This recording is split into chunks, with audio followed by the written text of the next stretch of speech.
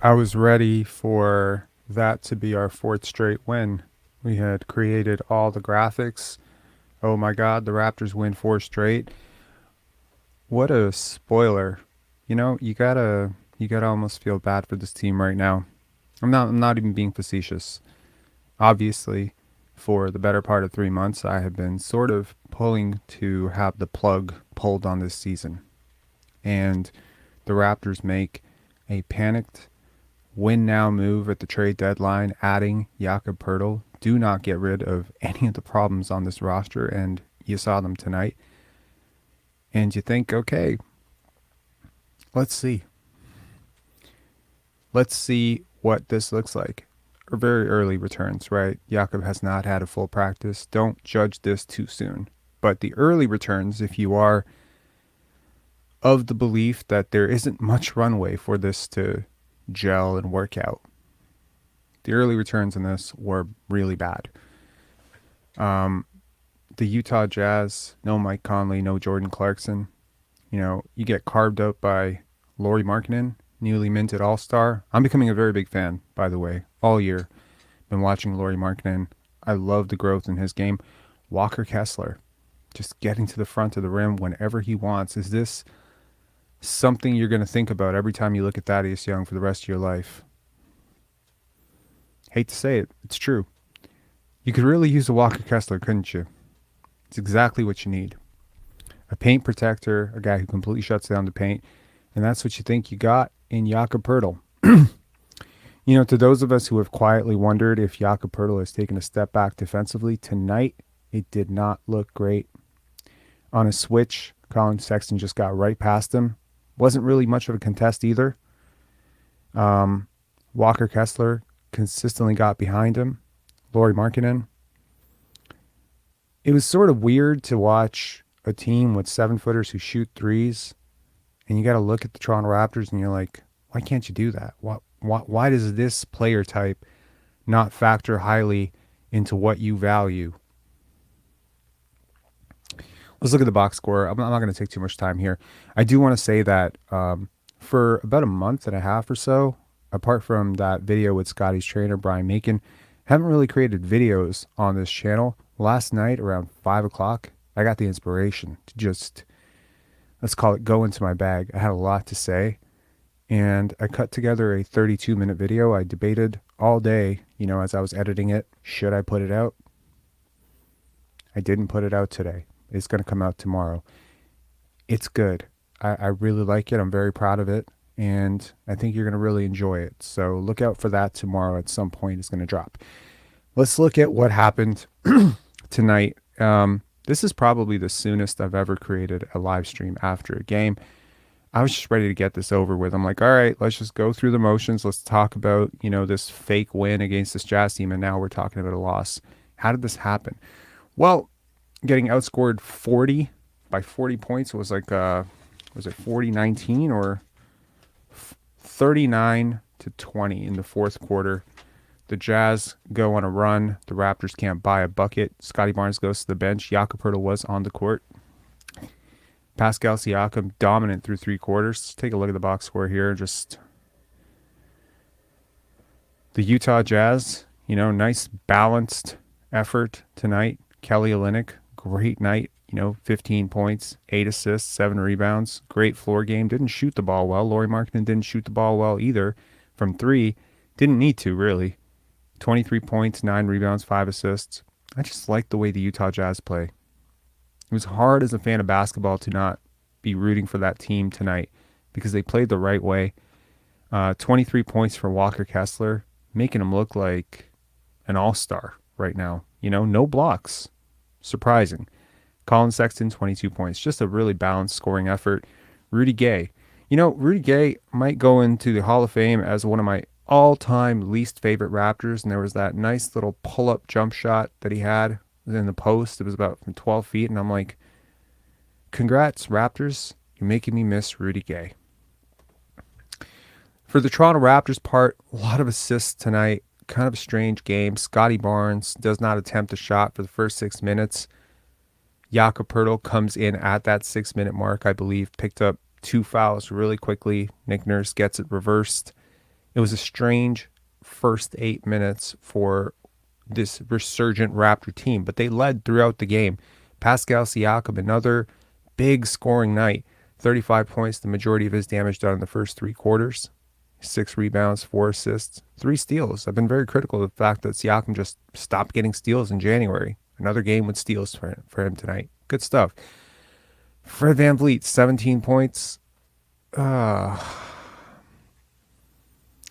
got to say this night would feel a little bit better for Fred VanVleet. It wasn't a good night for Fred VanVleet by any means. 4 assists, not great for a guy who handled the ball as much as he did tonight. But I got to say, I think the icing on the cake or the cherry on top or just the punctuation to what was a really tough night for him was that airball 3.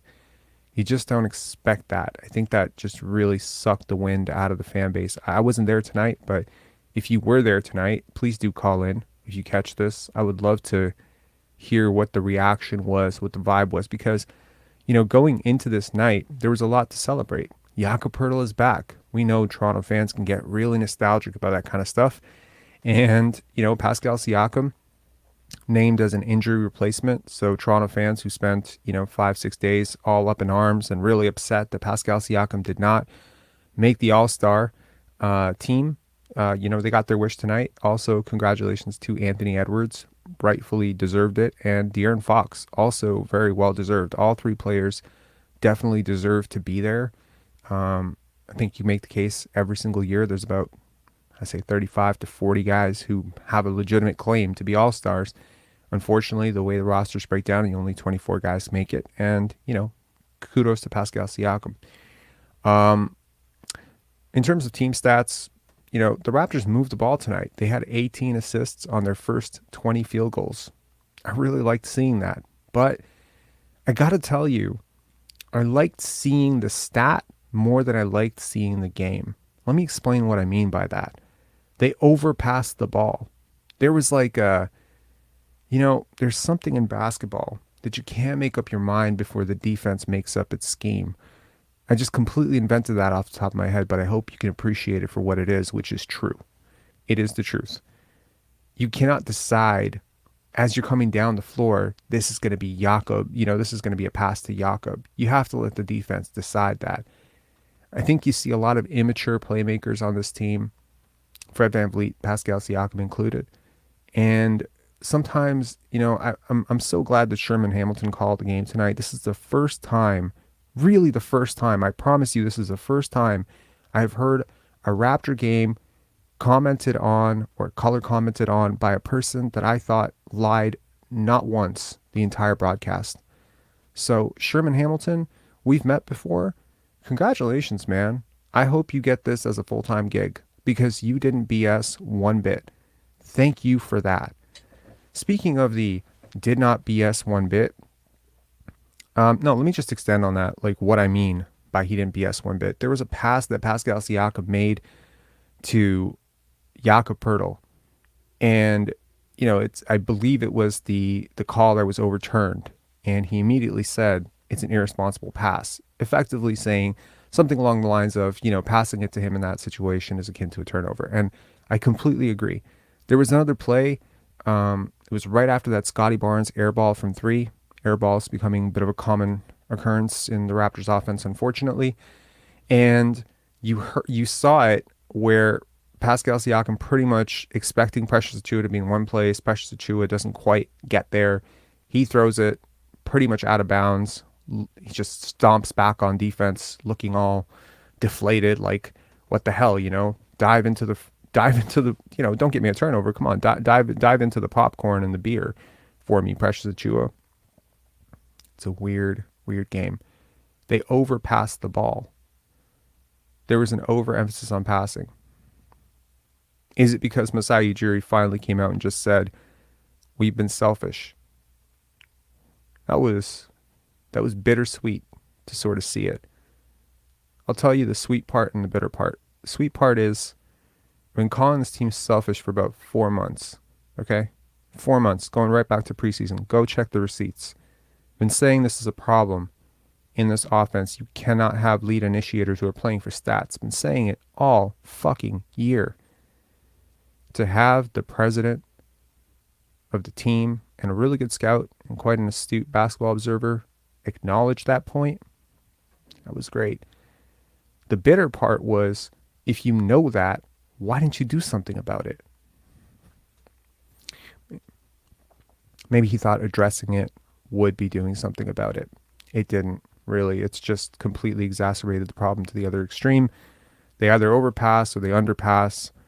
But look at the Utah Jazz, man. This is not an old team. You're not playing against a veteran-laden team. Rudy Gay is the elder statesman there. But you have rookies out there who just are exhibiting basketball IQ that is just beyond the realm of most of the players on your team right now. What are we hoping for here? I have often been accused of not being a real Raptor fan because I'm critical of players on this team. And I got to say, it's always bothered me that that has been the reputation. I hate that that's been the reputation. And tonight, I gotta confess something. The Raptors were winning this game, and I was cool with it. And then that drought happened. I think it was a 14-1 run. And Scottie's on the bench, and the spacing is horrible, and everything that I hated about this trade is just coming true. The defense is slipping. Collin Sexton is taking Fred VanVleet to the woodshed. Lauri Markkenan looks like the real all-star. He is getting by Siakam. These guys are just getting to the front of the rim whenever they want, and they just look like they're on another level. And I started to laugh, and I felt really bad about it. I didn't want to laugh. It just kind of came out. I don't know if it was a cathartic laugh or what the hell it was. I don't know if I have to see a therapist because I love this team. I hate that they lost tonight. And yet, I laughed about it. When Fred VanVleet airballed that three, I was hysterical. I was laughing my ass off. I hate to say it, but it's true. I'm not going to lie. I laughed. I laughed because I hated the fact that we doubled down on this core at the trade deadline. I hate the fact that we have compromised some element of our future. I hate the fact that we're kicking the can and saying, okay, well, we didn't want to get rid of anything that wasn't. There is such an opportunity cost here. Watching Scottie Barnes set picks, great fourth quarter for Scottie. They really ran through him. Congrats. Could have done that earlier in the game. He could do that whenever the hell he wants. Watching him just sort of stand in the corner and launch these weird threes, watching him sort of be ignored on offense, it's just weird. This is a painful product to watch. It's a painful product to watch. I feel bad that fans have to watch it. I hate the fact that the third worst three-point shooting team in the league, anchored and buoyed by two of the top executives, the most well-respected executives in the NBA, decided to double down on their weaknesses and thought, hey, let's add a player who cannot shoot free throws and cannot shoot threes to a team that has no freaking spacing. Look, I got to tell you, for the last couple of days, I've been aggressively watching San Antonio games to see what Jakob Poeltl is today. I don't think it's fair to just go back on what he used to be. I really wanted to understand who this player was because it's so seldom in the past that I have disagreed with Masai Ujiri and Bobby Webster that I really wanted to make sure that I knew what they knew. I wanted to see what they were seeing. I wanted to see how this was going to work. And I got to tell you, this morning I was like, you know what? I thought yesterday I might be 2% chance I'm wrong. Maybe there's a 5% chance I'm wrong because it is possible that a player like Jakob Poeltl can help your spacing. He's, comparatively smarter than a lot of your other players. He has higher basketball IQ. He has better instincts in terms of being a roll man, passer, short roll. All of these things do tend to help spacing, even though he can't really shoot. And then I see the lineups that Nick Nurse ran out there. Chris Boucher, Precious Achiuwa, Pascal Siakam and Jakob Poeltl. I believe that was a lineup on the court. And I was just like, oh my God. Yeah, maybe a really good coach could use Jakob Poeltl right now, but Nick Nurse ain't it. Nick Nurse ain't it. You need spacing, man. You need some offensive structure. This is a good player. Jakob Poeltl is a good player. It does not fit. So was this a tank move? I don't understand why you paid, a first round pick for it. But if this was a self sabotage to make your horrible spacing even worse, congratulations, it worked. It worked like a charm. Because tonight it was congested. It was really congested. All right, we're gonna get some calls. First up, we have NY4 Raps. Then we have Larry. We have FA waiting here, and then we have we have MMA Headache. I'm gonna remind everyone to keep it pretty respectful in the chat. Sometimes we did a string of live streams over the trade deadline, and sometimes I wasn't able to pay attention to the comments. Right now, you have 294. Be kind to our moderators; they are, donating their time, and try to keep it respectful. Try to keep it to basketball. Try not to get too personal. Try not to get too triggered. I mean, we're trying to keep a respectful community, but we're not censoring anybody. So, keep it nice and respectful. All right. NY4 Raps, what up? And FA, what's up? Oh boy, what a game. First of all, you don't even need to be a psychologist to know that this team is psychologically down. Everybody is, you can tell they're not working as a team. Okay, they listened to Masai Ujiri about we're not passing the ball. They did that for the first quarter. What happened after that? Bad habit. Bad habit is very hard to break. Second quarter, they were off. Third quarter, you don't even want to watch this team. It is that bad. Fred VanVleet came in third quarter. We were leading. I can't remember by how much, but when he came into the game, that's when they went into 14-1 run for Utah. It's a shame. Yeah. Yeah, there's too many instances. I'll just ask whoever has the noise in the background once again. Is that you? Me? I don't think it's me, but let me see. Yeah, it was you. It's always you. It's always you, Paul.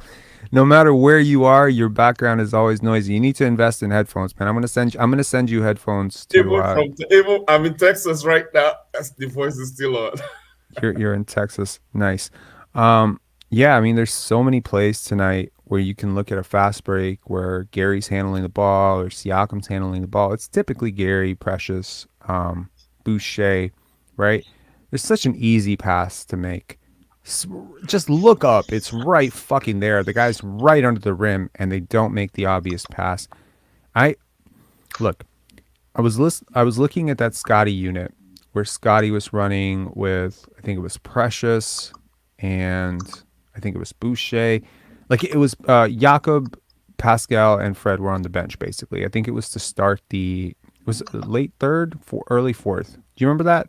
Where they went on that big run, they built up a big lead. I think they were up 14, 15 points.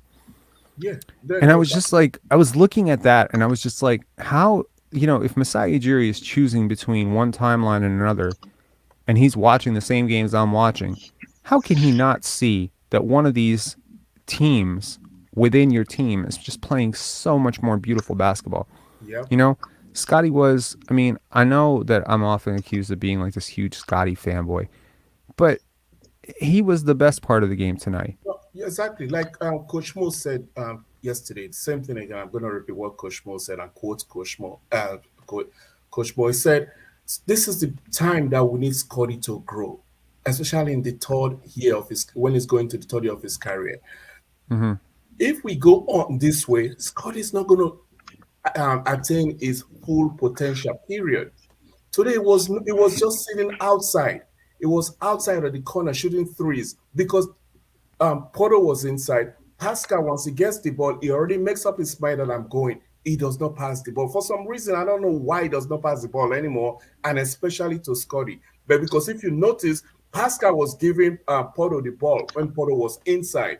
But when Scottie was inside before Poeltl came in on board, Pascal never gave Scottie the ball. So there's something going on in that team that we really don't know. And I think normally, right, when you have a good team, there's no like cliques. Everybody plays together, right? Bringing Poeltl right now adds Poeltl into the clique of like the old guys versus the new guys. And even if you look at the bench, you can see OG with like the younger players, and Poeltl, Pascal, and Van Vliet all together. Poeltl is not a selfish player. It's obvious, right? Moves the ball and things like that. But Do you think Jakob Poeltl can convert Fred and Pascal? Because I have never seen them so aggressively pass to one player in my life. You would think Jakob Poeltl was freaking Kareem Abdul-Jabbar. The way they were passing him the ball, it was exactly. incredible. I was like, oh my god. I sent out a tweet. I said, somewhere on the bench, OG is just wondering what. OG is just sitting there wondering, why not me, man? Where did this go wrong? I was with you guys the whole time. Why don't you pass me the ball like this, man? You guys are passing to Jakob Poeltl like he's fucking. You got me on that one. Yo, like it was so ridiculous. I am so happy. I'm so happy they lost the game anyways because it just shows that Nick Nurse cannot really coach him. Nah. But again, I think even though they brought Poeltl to win, I doubt they're gonna win. They're just gonna be in the middle somewhere, probably between 8 and 14 somewhere. Look, man, I've been kind of looking at the grades.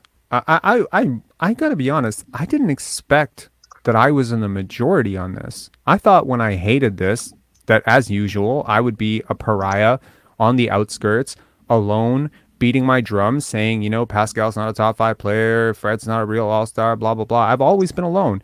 But now it feels like everyone hated this. I got to tell you, I read a couple of articles. This was the worst rated trade. San Antonio Spurs got an A+ from almost every analyst. A+, A-. Raptors got a C- or a D+ from basically everybody. I was like, oh my God, people understand this is completely stupid, right? Mm-hmm. Seems like everyone did. And you know what makes it worse is that Poeltl is going to be on a restricted free agent. Why do you have to do it? If he wants to go, you can find other big men somewhere, right? You can find other big men. You don't have to give your picks and stuff like that or protected to first round pick 1 to 6 and 2 second round picks. Why? Yeah. I just want to say a quick thank you to MSJ for the super chat sticker. Have a beer on me, Rob. Ease the pain. I got to tell you, I've never drank alcohol on a stream. Got a White Claw. So I am going to actually kick back with a White Claw. It was the only thing we had in the fridge. I apologize if a White Claw is offensive to anybody, but it's all we got. A mango White Claw. My girlfriend's going to kill me. This is like her drink, but whatever. It's alcohol. We got it. And James McPherson, because the stream eases the pain. What's the pain, bro? It's comedy. This is straight comedy. Okay, honestly, I love Scottie, but that play where it squirts out of his hand, goes to the top of the backboard. No, I think he had his fingers taped. He had his fingers taped. Yeah. So the ball was slipped. Even when he was dribbling the ball several times, yeah, the ball was slipping from his hand, and at one point he had to remove the tape. Yeah. Look, I know Scottie wants to win.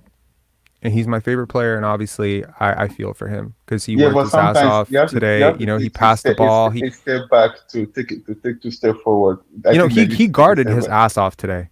I loved his defense today. Like his defense on Collin Sexton. Yeah. He ran out of steam right in the fourth quarter. He gave up that, I think that was decent defense, man. I know Collin Sexton is a hell of a scorer, and he drew the foul on him. It's a very tough matchup, but I think he guarded really well. Look at Sexton was blown by Van Vliet and then Gary Trent all game. Was just hard to watch. Then Lauri Markkenan was blown by Pascal. Yeah. I think it's Lauri. It's someone today we were doing the Instagram question, asked me any question about Jakob Poeltl, and one of the questions, FA, I'm sure you saw it, was why didn't we just sign Mason Plumlee or Kelly Olynyk? Like, why didn't we just trade for one of those guys? It would have been so much cheaper. And man, ain't that the truth, right? You have two teams that probably would have wanted to get off those guys. I don't know if Danny Ainge would want to get off of Kelly Olynyk. He's a hell of a player. I don't know what Masai's fascination for players that is drafted. Like, come on, let go. Go get somebody else. Well, if it's any consolation, he drafted Scottie Barnes. So at this rate, unless Scottie demands a trade or something, he'll be on this team until 2040. So that's great, And then if he ever manages to get off, you'll have him back because we'll trade 6 first-round picks to get him back. So, yeah, I mean, look, Tim McAuliffe, not someone that I usually agree with, bit of a hockey guy, but there are a lot of people in the Canadian media space that have just been saying like it's irresponsible to be so devoted to your own guys, right? To be so blinded by guys that you've developed. And I understand, there's a loyalty factor here. Masai's really loyal, but this is a business, okay?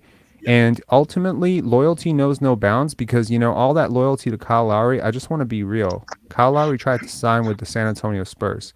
All that loyalty to Fred VanVleet right now, I guarantee you offer him 1 penny less.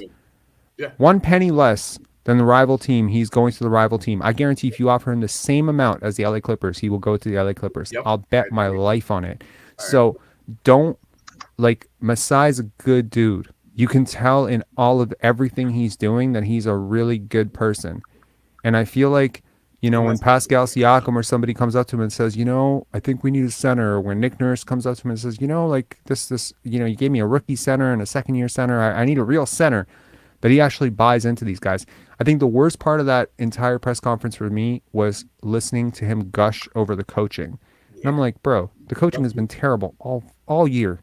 Anyway, you guys have any final takeaways? Got a completely full queue here. I think lastly, you heard what Popovich said to do when they asked him if he misses the players they traded, Poeltl and the other guy, and he said no. He said they're getting paid. It is business, and I think that's what it should be. Sorry, I didn't catch that. Can you repeat that? They asked San Antonio coach Popovich if he misses Poeltl and the other player they traded. He said no, he doesn't miss them because they're getting paid. He said this is business. Exactly. And you see the what's it called? The referees. Poeltl was surprised that he got a foul. So the commentator said, "Oh, welcome to Toronto." Because if it was in San Antonio, he won't be getting these calls. Like, they won't be calling those fouls on him. Well, they thought, everyone excused his poor defense this year by saying, well, he wasn't on a competitive team. And if you watched my draft grade or my trade grade of him, I said there is a very real possibility that he is on the wrong side of his prime right now at 27 years old. And people think that's insane, but it's not. Track big men over history. They peak at very different times. They decline at very different times. I didn't like his defense today. Not something I was expecting to say. I didn't like his defense. I liked his screen setting, but I did not like his defense. There are too many times where, and again, he will figure it out, hopefully. But it's very easy for me to say, okay, well, it's schemes. It's this, it's that. No, this was not schemes. This was blow-bys.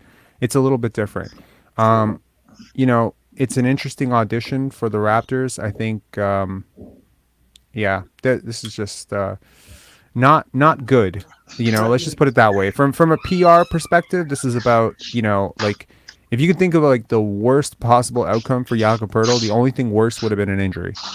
He comes out, misses almost every single free throw he takes, misses tons of defensive assignments, is on the floor late, huge drought, and he's kind of suspect on defense, and he's going up against the ideal matchup for him, which is Walker Kessler. So anyways, guys, thanks a lot. Yeah.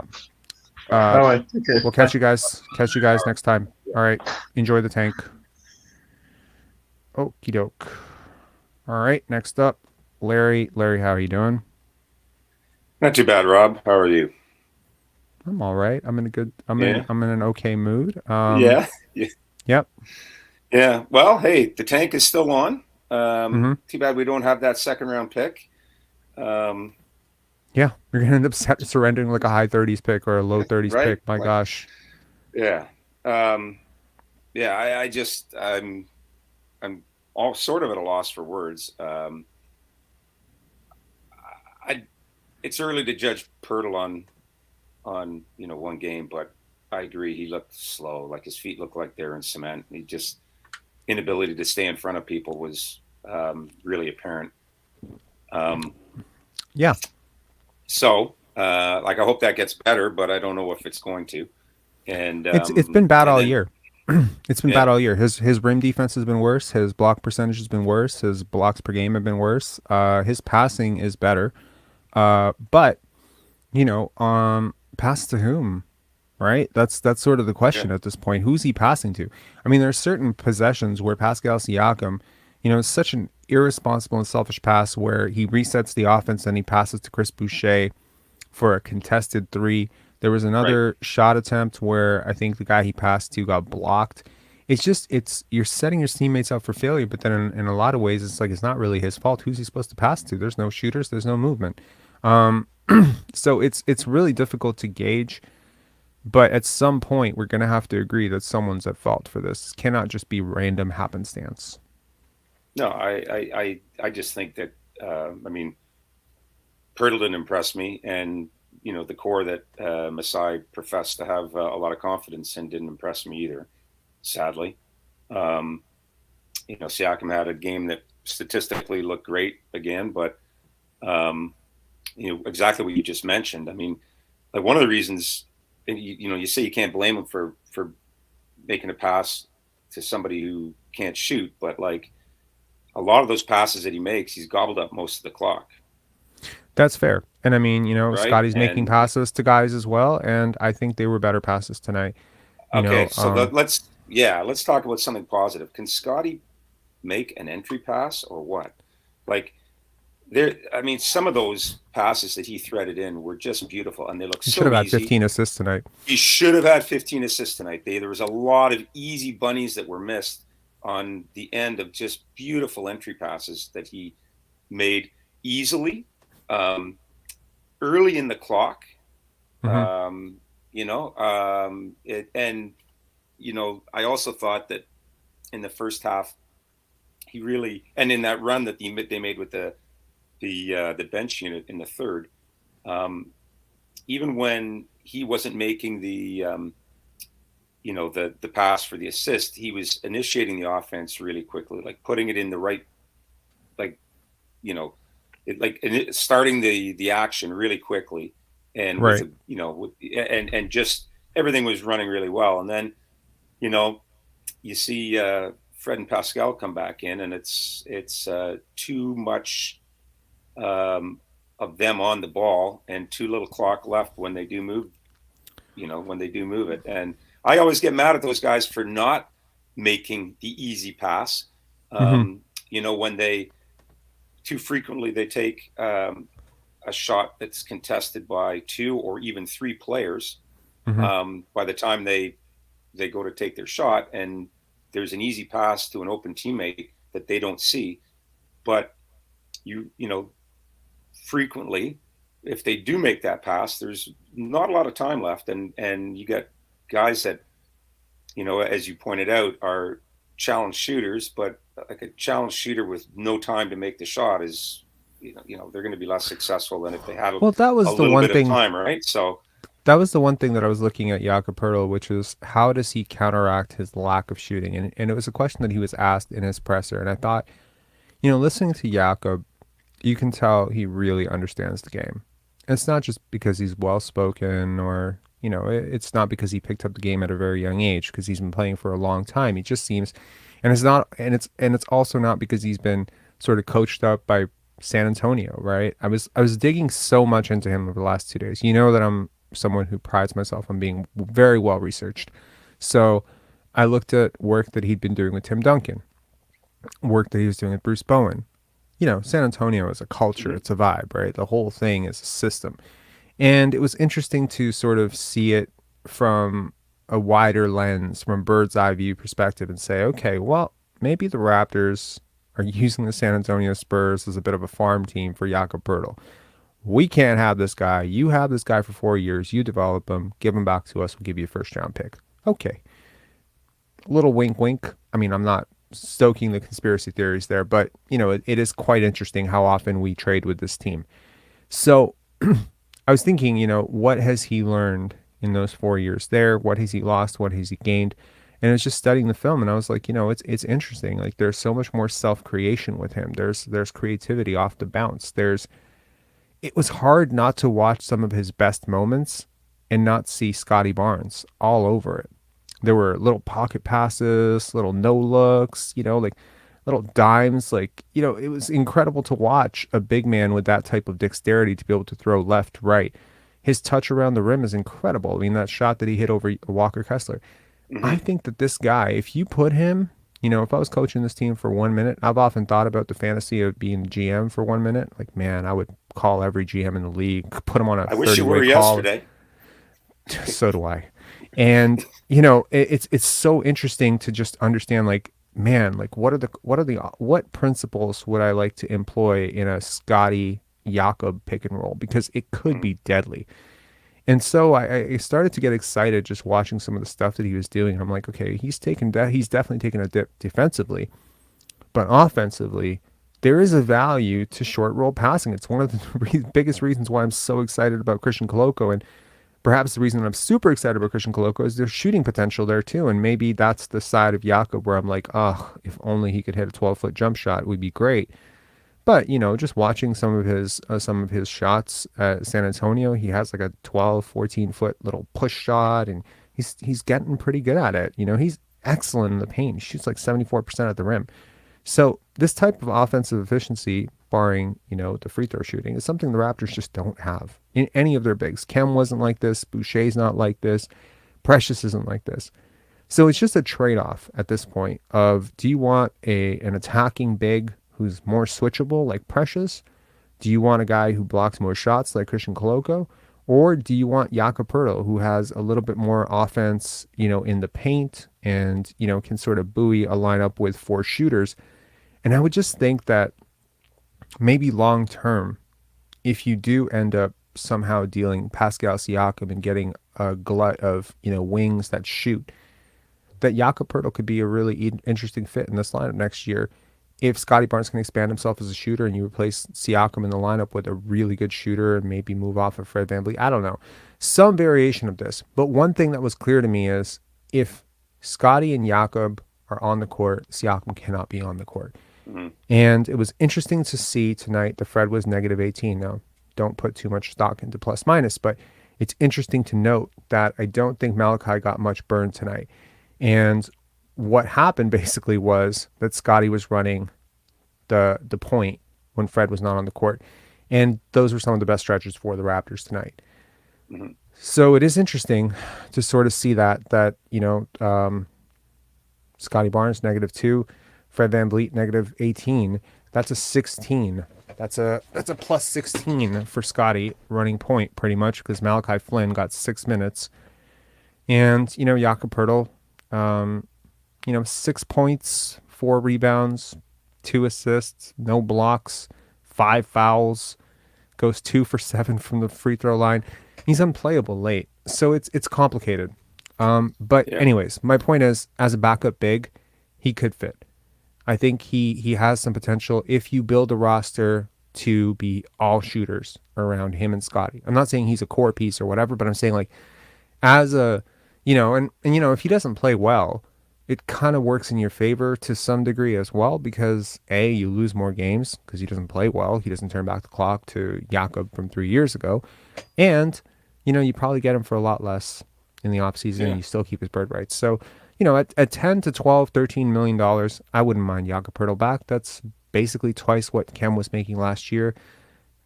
You could buy out Chris Boucher, or not Chris Boucher. You could buy out Otto Porter Jr. last year of his contract, or Thaddeus Young or something, and just make up the difference right there. I think this is an asset for the Raptors. Obviously not worth what they gave up for him by any stretch of the imagination, but now that you have him, might as well use him correctly. And I think movement shooters around him would be good. He finds moving targets pretty well. He has good court vision. I like his feel and touch for the game, and I like his IQ. He makes good decisions. I just think that he might be a little bit compromised defensively. It's kind of ironic that, I was watching tonight, one of the weirdest observations tonight was watching how Collin Sexton was hunting Fred VanVleet. Mm-hmm. That was so weird. I mean, Fred VanVleet had bullet hands tonight, just smacking everything loose, right? It was great. The help stuff was great. But point of attack, just moving, east-west, just staying in front of it was incredible to just watch. The secret's out. Yeah. The secret's out. They're hunting him. Yeah. Yeah. Yeah. Well, and we don't have the shooters, so that's where we're at. Anyway, hey, you must be exhausted after yesterday's marathon, and You would think thank so. you. You would think so. I would think so. But hey, thank you. Keep it up, and we'll talk again. Maybe Yeah, after the Pistons game, maybe a Raptor win there. I'm gonna convert Or myself not. into a. I'm gonna convert myself into a Suns fan. I'm just gonna start Yeah. launching Phoenix Suns content. No, I'm kidding. Obviously, look, Yeah, my yeah, original obviously. Right. plan for this channel was that if we were gonna tank, this was gonna become aggressively more about the draft. And Yeah. look, if look, the worst thing in the world at this point for me would be you rally off like 10 wins in a soft schedule, you give the fan base this hope, and then you fall apart late. So you miss the playoffs, but you also miss the chance to tank. If you lose those 10 games now, they can pull the plug on the season earlier. Yeah. So Yeah. I would prefer to do lose a better now job of than tanking. lose later. Right. Yeah, I'm with you. Yeah. Like I'm happy with the result tonight. Like in some really weird way, because I hate losing, but with the bigger picture in mind, I'm just frustrated that we gave away that pick because like we're going to tank. It would be nice to have 2 picks in the top 30 instead of just the one. So anyhow, I mean, the second round pick will obviously, it won't be top 30. It'll be I mean, if you're really, really bad, it might be 36, 37, which is right around the range you got Christian Koloko this year. So it could be a disaster. To move off of that, I think, if Masai Ujiri and Bobby Webster are not feeling the heat right now, if this backfires, they're going to be feeling extreme heat in the offseason. And hopefully that is the kick in the pants that a very competent duo who really understand basketball and have a solid track record. I'm not throwing them under the bus, but they have underperformed for the last 4 years, and they need to own that. They've made a lot of mistakes, and it's starting to catch up with them, and that's sort of the subject of my video tomorrow, and I think that it's eloquent. It talks about the decline of genius, and that, sustaining genius for a long period of time is really difficult. So be on the lookout for that. I think you're going to really enjoy it. All right, man. Cheers. Thanks. Cheers Have a good later. night. Bye. Okay. Right. Good night. All right. Full queue, man. Wow. We got a whole bunch of first-time callers, and some of you guys disappeared. Okay. So, first up, Will S. Will S, what's up? Also, I want to say, Dubs Tufa, have another claw on me. Thank you so much, man. Thanks for the super chat sticker. We are going nuts with these super chat stickers. I really appreciate it. Also, Will, do you have headphones? Yeah, awesome. I cannot hear you. Okay, I'm going to come back to you. Is that cool? Okay, you're going to call back. All right. Ram 3. Is it Ram or Ram? Hello? Ram or Ram, you're going to have to unmute your mic. You have your mic muted. Oh, the technical difficulties. All right. Okay, we're going to come back to you as well. MMA Headache. Hello, what's up, man? What's up? How's it going? Going good, man. It's just, it's just another, this is bad though, man. This is really, really, really bad. This is like rock bottom right now. We traded for Jakob Poeltl, but just didn't. I don't know, man, because you hyped him up, you promoted him, right? Who promoted him? I promoted him? No. Like Toronto, like the fan base, we had a celebration, and then just for him to lose, this is a guy we've been wanting, not everybody, but a lot of Raptors fans have been wanting for like years, and you got him now, and you still, you know what I mean? You lost with him, so it just shows that there was deeper issues before that. But I used to believe in that 6'9" vision. I don't believe in it anymore. And I feel like they need to, the Raptors need to start adjusting to that. Wait, hold on. You don't believe in the 6'9" vision because your 6-foot point guard, your 5'11" point guard had a terrible game, and your 7-foot center looked kind of compromised on defense, and your 6'4", 6'5" shooting guard can't make an obvious entry pass. You think that's a good reason to bail on Vision 6-9 because you're Well, not playing Vision 6-9 right now? If you want to see Vision 6-9 being played out, go watch the Boston Celtics. I mean, but it does work. I promise. Because the thing is, weren't we the ones representing that? Weren't we the ones representing? Weren't we the ones that represented that whole culture by getting Scottie Barnes, Precious Achiuwa, Thaddeus Young? Do you watch the Orlando Magic? Are you seeing what they're doing? Franz Wagner, Mo Bamba, right. I mean, Wendell Carter. I mean, they're playing a plus-size point guard in Jalen Suggs, who's 6'4", Markelle Fultz, who's 6'3". I mean, granted, they are rumored to want Fred VanVleet, so they're ready to pull the tank on their Vision 6-9 too. But I mean, if you look around the league, Vision 6-9, I mean, what do you think the Warriors' death lineup was? I mean, granted, okay, Steph Curry's not 6'9", he's 6'3". They can call that Vision 6-7. Sean Livingston, Draymond Green, Andre Iguodala, Klay Thompson. It's all four similar-sized defenders who can switch everything. The vision is, you can call it Vision 6-9 or Vision 6-8 or Vision Wingspan. The point is, it's four similarly sized defenders who can guard multiple positions. It's actually not that complicated. And Steph Curry's actually become a somewhat competent defender. He does have some plus size. Not the first team to do it. In fact, the Chicago Bulls often, they had Ron Harper, Dennis Rodman, Scottie Pippen, Michael Jordan. Guess what all those guys have in common? They're very similar sized defenders. Okay, so Vision 6-9 is not new, and they would often run Dennis Rodman at the 5 and run Tony Kukoc at the 4. Well, there you go. There's Vision 6-9. This is not new. And everyone talks about this like this has never been done before. It's been done many times before. Magic Johnson 6'9", James Worthy 6. I'm saying that big lineups have worked in the past, and they've also not worked certain times. But But what's that different? Okay? So they're 6'9", but they need qualities. They need to have something that. I guess I'm just tired of people saying the Vision 6-9 doesn't work when we are doing the worst version of Vision 6-9 ever. You want to know a team that did Vision 6-9 better than us? A team that in order to do Vision 6-9, you actually do have to average out 6'9", right? Jason Kidd, Vince Carter, Richard Jefferson. Look at that backcourt. 6'5", 6'6", 6'7". That's how you do Vision 6-9. I mean, it's not Vision 6-9, okay? But you get what I'm saying, right? Similar size, plus size defenders across all three wing positions is something that's proven to work. I don't know. But for us, I personally think we needed to make another trade. Obviously, Poeltl, but I feel like we need another trade to help that bench. I personally do you think we need shooters though? I feel like we need shooters like Duncan Robinson and Max Strud on the Heat. How they both come off of the bench and they just start firing shit. And it's not only just shooting, because anybody could be a spot up shooter, catch and shoot. But it's another thing when they're rolling off of the pick and roll, they're rolling off of the screen and doing it. Yes, Joe Wisecat, right? What he went 3 for 3, I think, or 3 for 4, or something like that. Dropping bombs. The next game he didn't even play.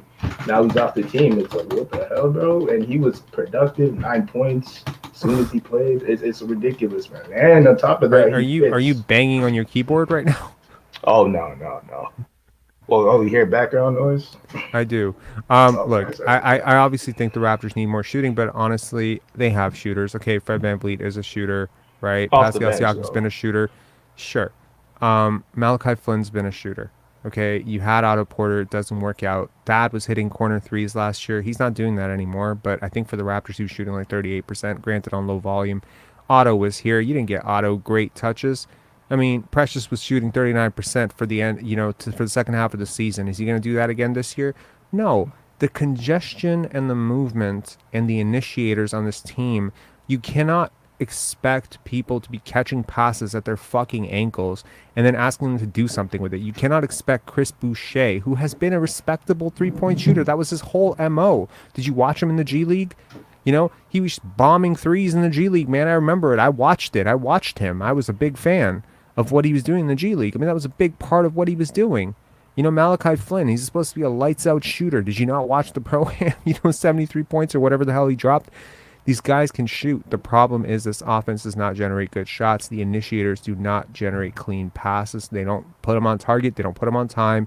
And honestly, I wouldn't be surprised if Steph Curry, okay, obviously Steph Curry would do fine in this offense because he'd do fine anywhere, but anything less than a Steph Curry, Buddy Hield, Damian Lillard level 3-point shooter is going to struggle in this offense. Svi Mykhailiuk, we brought him in to shoot threes. Yuta Watanabe, we brought him in to shoot threes. Neither one of those guys did well here, right? This is a consistent thing over 2 years. It's not new. And whose fault is that, though? Whose fault is that? That would be Fred VanVleet, Pascal Siakam, Nick Nurse. That little holy trinity of basketball genius right there. I think it's Nurse because Nurse has a center now. He has Jakob Poeltl, and the fact that he has Jakob Poeltl, and we still weren't able to win our debut with him. So it's really deeper. It's a lot more deep issues. I don't know what to say because all right, MMA headache. Thanks a lot for calling in, man. I feel your pain in your voice. I'm sorry you're having a bad day, but don't worry, it'll be over soon. Okay. All right, man. Cheers.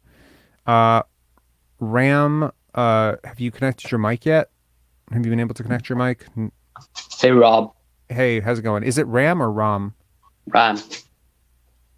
That's neither one or the other. So it's a completely different name. Okay. Is that your name or is that a tag? It's a short name. Okay, cool. All right. Yep. What's up, man? Yeah, so I was just thinking, looking at the trade deadline and looking at Masai's press conference, I think he was trying to make a move, and I think that move was Fred. I think it's obvious for any Raptors fan, or even Raptors, just as a team, that he's obviously looking to get the bag. And I think the long-term vision is actually not to keep him. And again, today proved another point where he's just playing for his bag and not for the team. And Masai kept talking about being selfish at times. And to be honest, the only player I see that's selfish at times is Fred. He's not looking to facilitate the ball. He's not looking to pass. He's trying to create his own shot. Mm-hmm. And I know a lot of people are not for me personally, I like the Jakob trade. I'm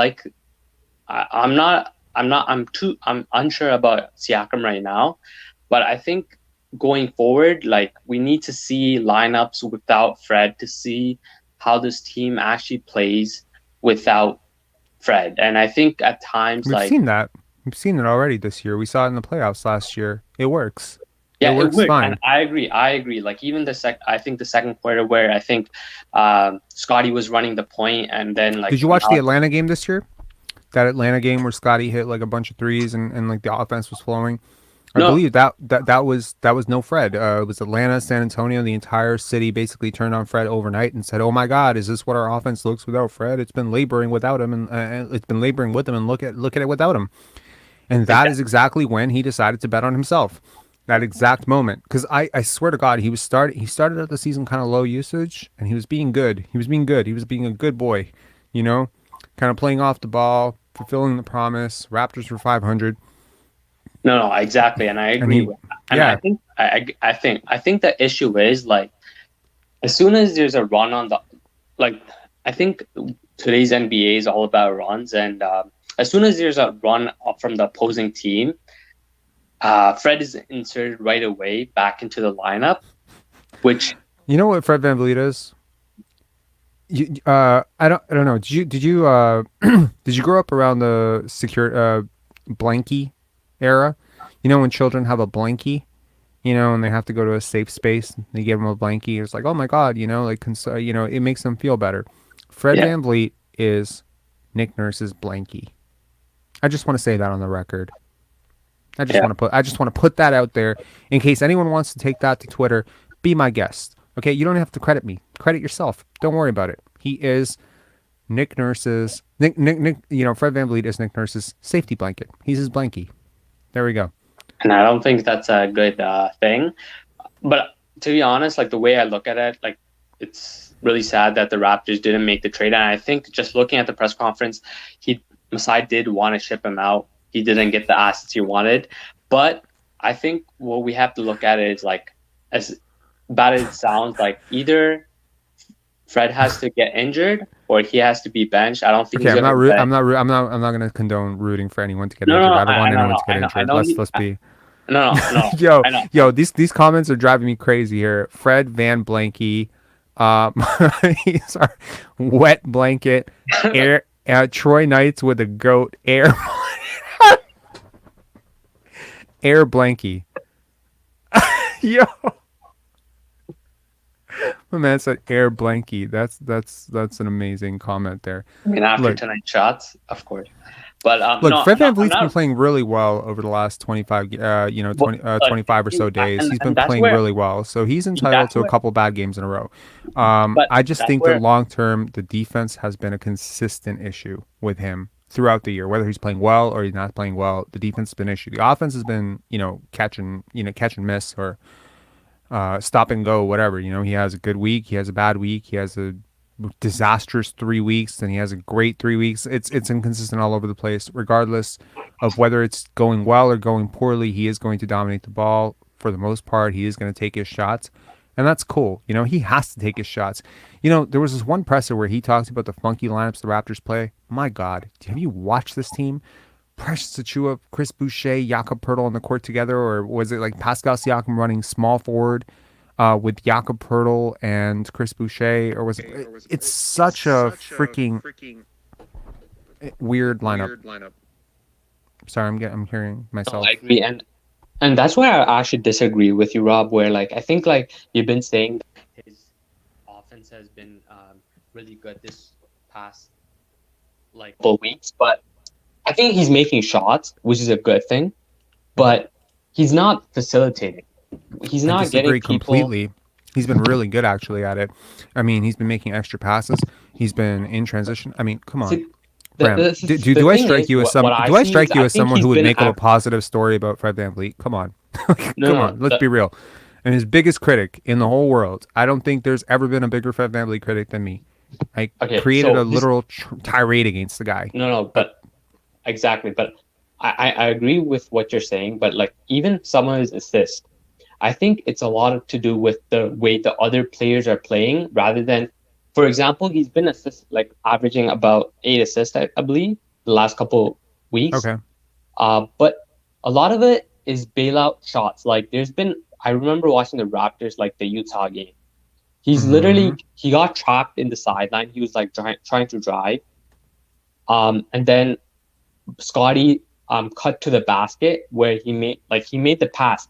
But to begin with, I don't think Fred VanVleet should have been in that position to drive on the sideline to begin with. There's been small plays where he's been getting the pass, he's been getting trapped, and he just makes that extra pass where a player makes a shot or they drive to the basket, but I don't think that should have been the case to begin with. I think half his assists are bailouts versus actual true assists. Mm-hmm. And I think that's what's missing, and I think we need facility. Even Lauri, I wasn't a big fan. Who are you comparing him to, though? I'm comparing him to past versions of himself. I'm not comparing him to Jason Kidd. Obviously, I don't think he's Steve Nash, Jason Kidd, or any lead initiator that I've ever respected in league history. I don't think he's John Stockton. I don't even fucking think he's Jose Calderon or TJ Ford, just to speak to, Muggsy Bogues, Damon Stoudemire. There's a lot of good point guards. Mark Jackson, Rod Strickland. My God, Rafer Alston. We've had some dime droppers in Toronto. And I just want to say that I don't rate him on that level as a playmaker. However, over the last month, I think that a lot of plays that he wasn't making earlier in the year, obvious passes, he was making more of them. So I'm just calling it progress where progress is. I realize the offense has been dog shit. Pascal Siakam had a really tough January, tough shooting percentages, not shooting enough threes, not making enough threes. Scottie Barnes totally stopped shooting threes in January, or almost stopped shooting threes in January. You need somebody to shoot them, man. So I'm just saying, look, I'm not going to throw a guy under the bus because I don't like him, right? Or because he's not performing as a playmaker the way my idealized version of him should be. I called it progress because it was progress, and if it regresses, I'll call it regression. But Rob, I'm I going to think compare him to himself. I'm not going to compare him to some great fantasy playmaker that he's not.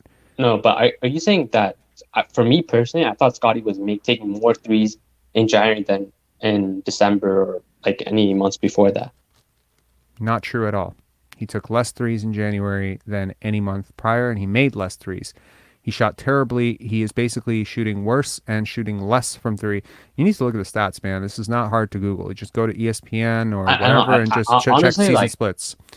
honestly, I know you're like a big analytic guy, and I Yeah. try to look into the analytics when I have the time. Honestly, I'm busy with work, but It I know, takes like, less than a minute. Do you commute to work? no, I actually work from home, but just Okay. but just looking So from when you take your coffee break next time, Google Scottie Barnes shot chart, Scottie Barnes splits in 2 separate sittings, and trust me, like, look, so much of what we think about basketball or what we think we see about basketball is based on our own, biases and based on selective samples and whatever. Maybe we over focus on one quarter or over focus on one play. I mean, tonight you would think Fred VanVleet had the worst night of his life because he airballs the 3 late, but the 3 airball is just a shot, the point of quantifying all of this is because we often have blind spots as human beings. We cannot trust our eyes to measure everything. We do have to back it up with the numbers. You cannot also trust the numbers, because the numbers will tell you Fred VanVleet's a great defender. And that's a complicated subject. Anyways, Ram, I appreciate it. The chat seems to really agree with a lot of what you're saying. I'm kind of mixed on it. I agree with a lot of what you're saying, but there's a lot of stuff that I also don't agree with. But it's cool. It's good to have disagreements and yeah. So long story short, I agree that Fred VanVleet's not a great playmaker. If your general tone was, or your general point was that a lot of his assists are selfish, I agree. But I think that's probably true for almost every single player on this team except for Scottie Barnes.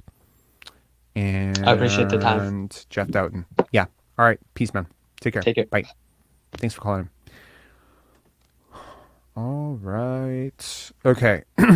We have Aaron C. It says you will need to connect your mic or your cam before you can add you to the stream. So please figure that out.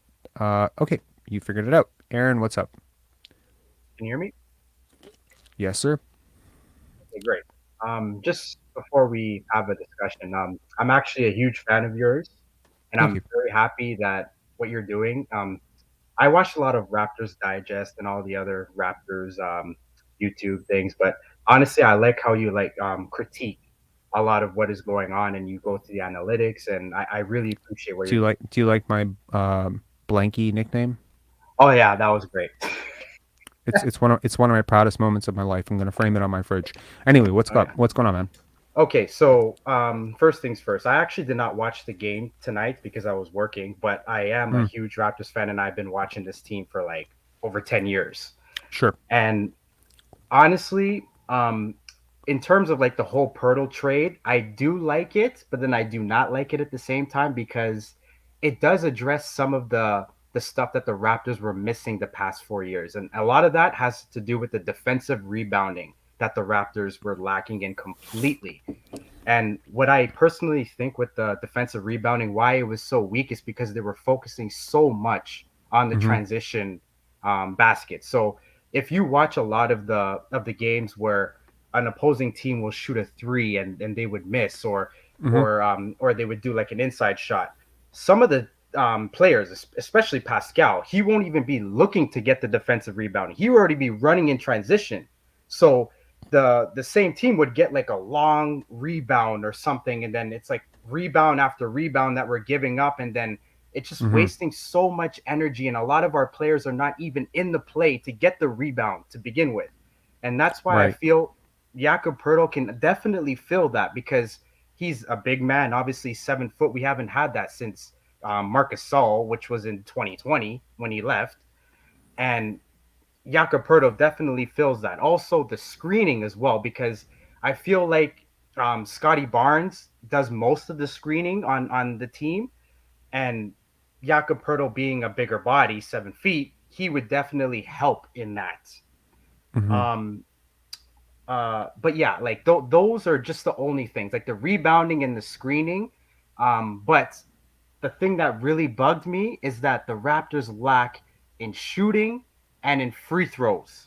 And Jakob Poeltl is not good in any of those. Like the free throws is not good, and he cannot shoot within 10 feet of the rim. Like sure, like he can do those inside hook shots within 10 feet of the rim. Yes, he can.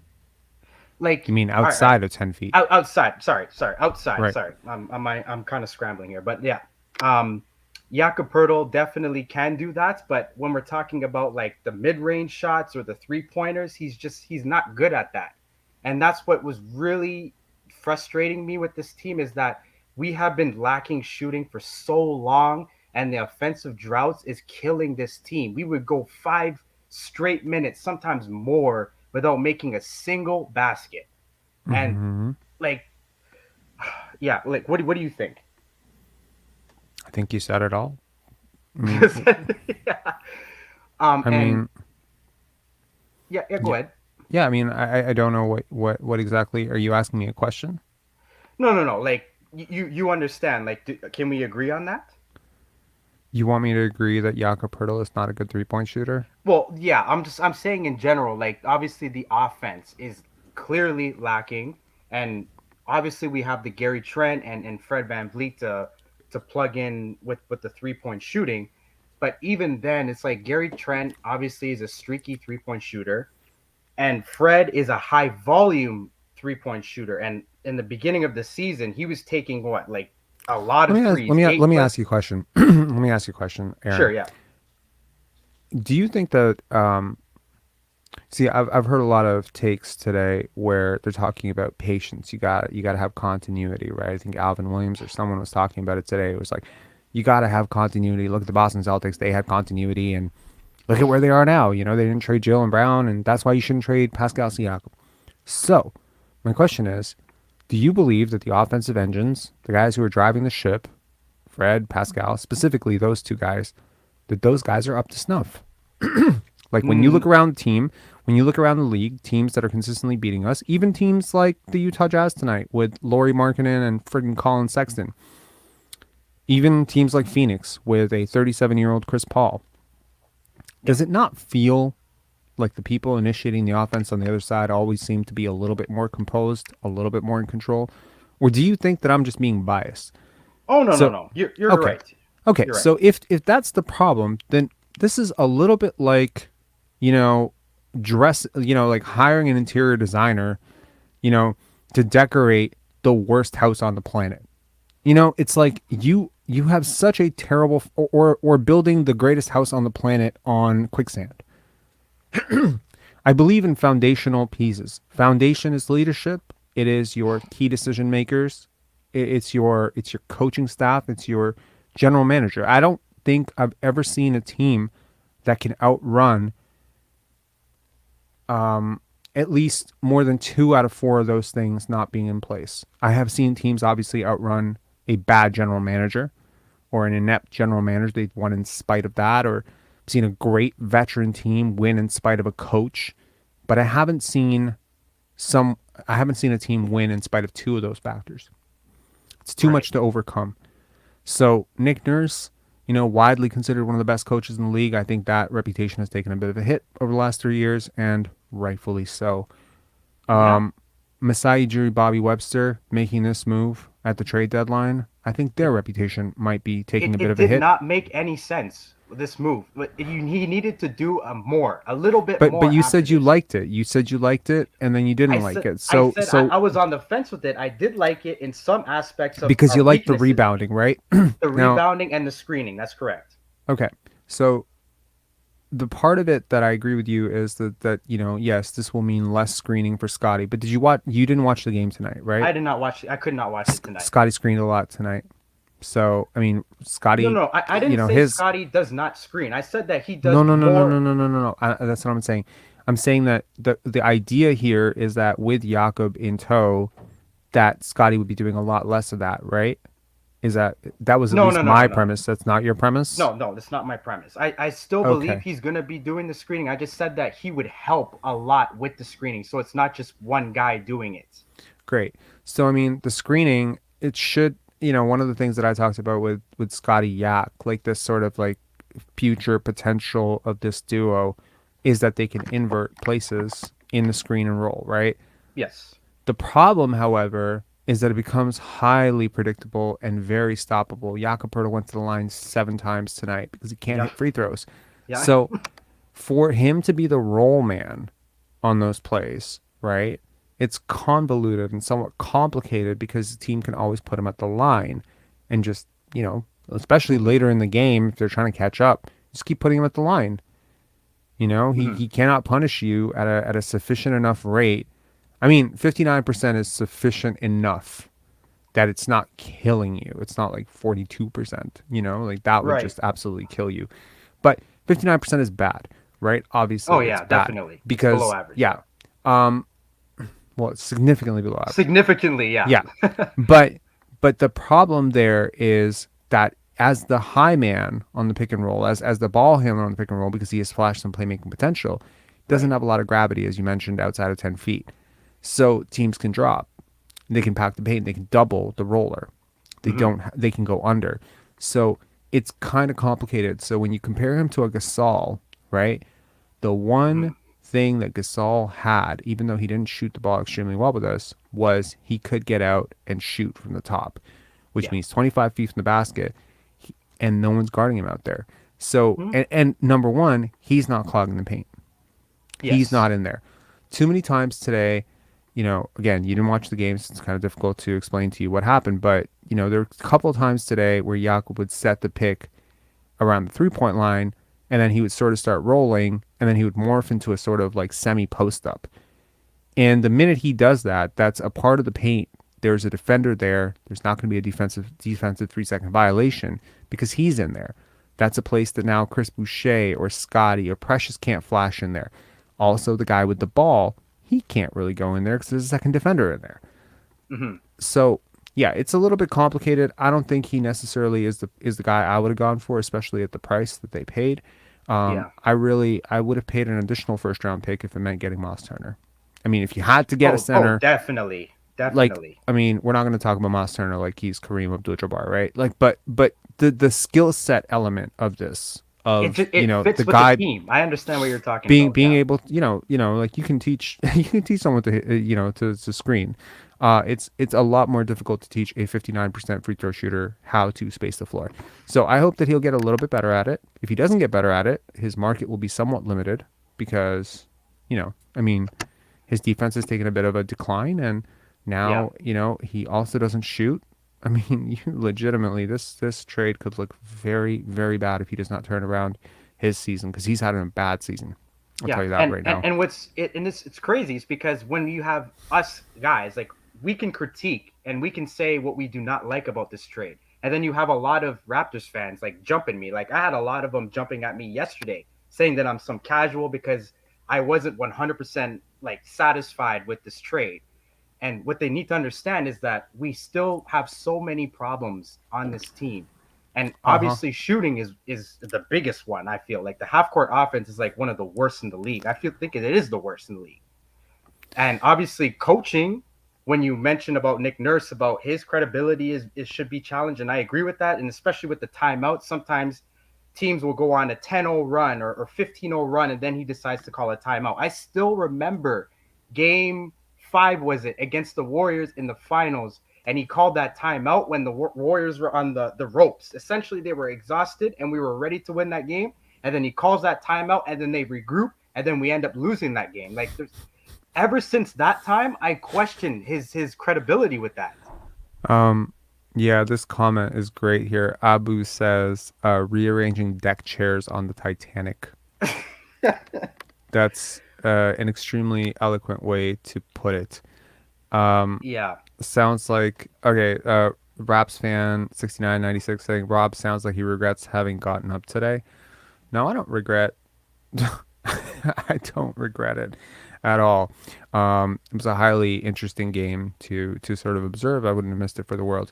Anyway, Aaron, thanks a lot for calling in, man. Appreciate it. Yeah, I don't think you're casual. But, if someone calls you casual for being critical of the team, ask them if they allow their kids to eat chocolate for breakfast. No, All right. will do. Trust me. I've been watching this team for a long time, and anyone that's been watching this team, obviously you've been watching this team for a long time. We should be able to say what we do not like and what we do not like to see. And honestly, calling us a casual, it just doesn't make any sense. We've been sticking with this team even through the Tampa Bay thing. Hey. Nobody's ever called me a casual. Don't throw me under the bus with yourself. I didn't throw you under nothing, man. I respect. All right. Take care, man. Have Bye. a good one. Beat. All right. Next up, Stefan. Hang on, Stefan. What's up? Rob. How's it Rob, going? how you doing? I'm good. Doing good. Hey, so my opinion, honestly, is that I respect Masai because he went with what he's been saying all along, which is a copycat league, right? How long ago? It's copycat league. I don't want to go with that. So he wants to go with defense. Same thing, Bobby. Why can't we have 5 guys like that? They're talking about defense. They're not talking about offense. So to me, it's a trade that's, we're looking bad. We're looking awful, but he's going all in. And if it doesn't work, there's the summer. So all in for Yak?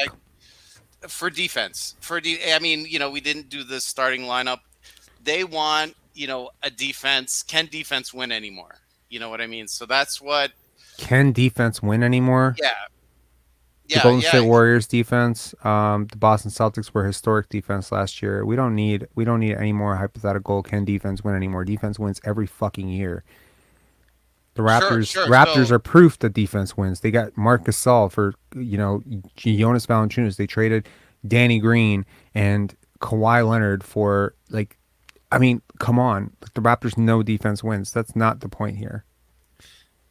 But we didn't have the center that Masai's talking about is what we need to prove. Can we win with defense on this team? Because you're not what center I want.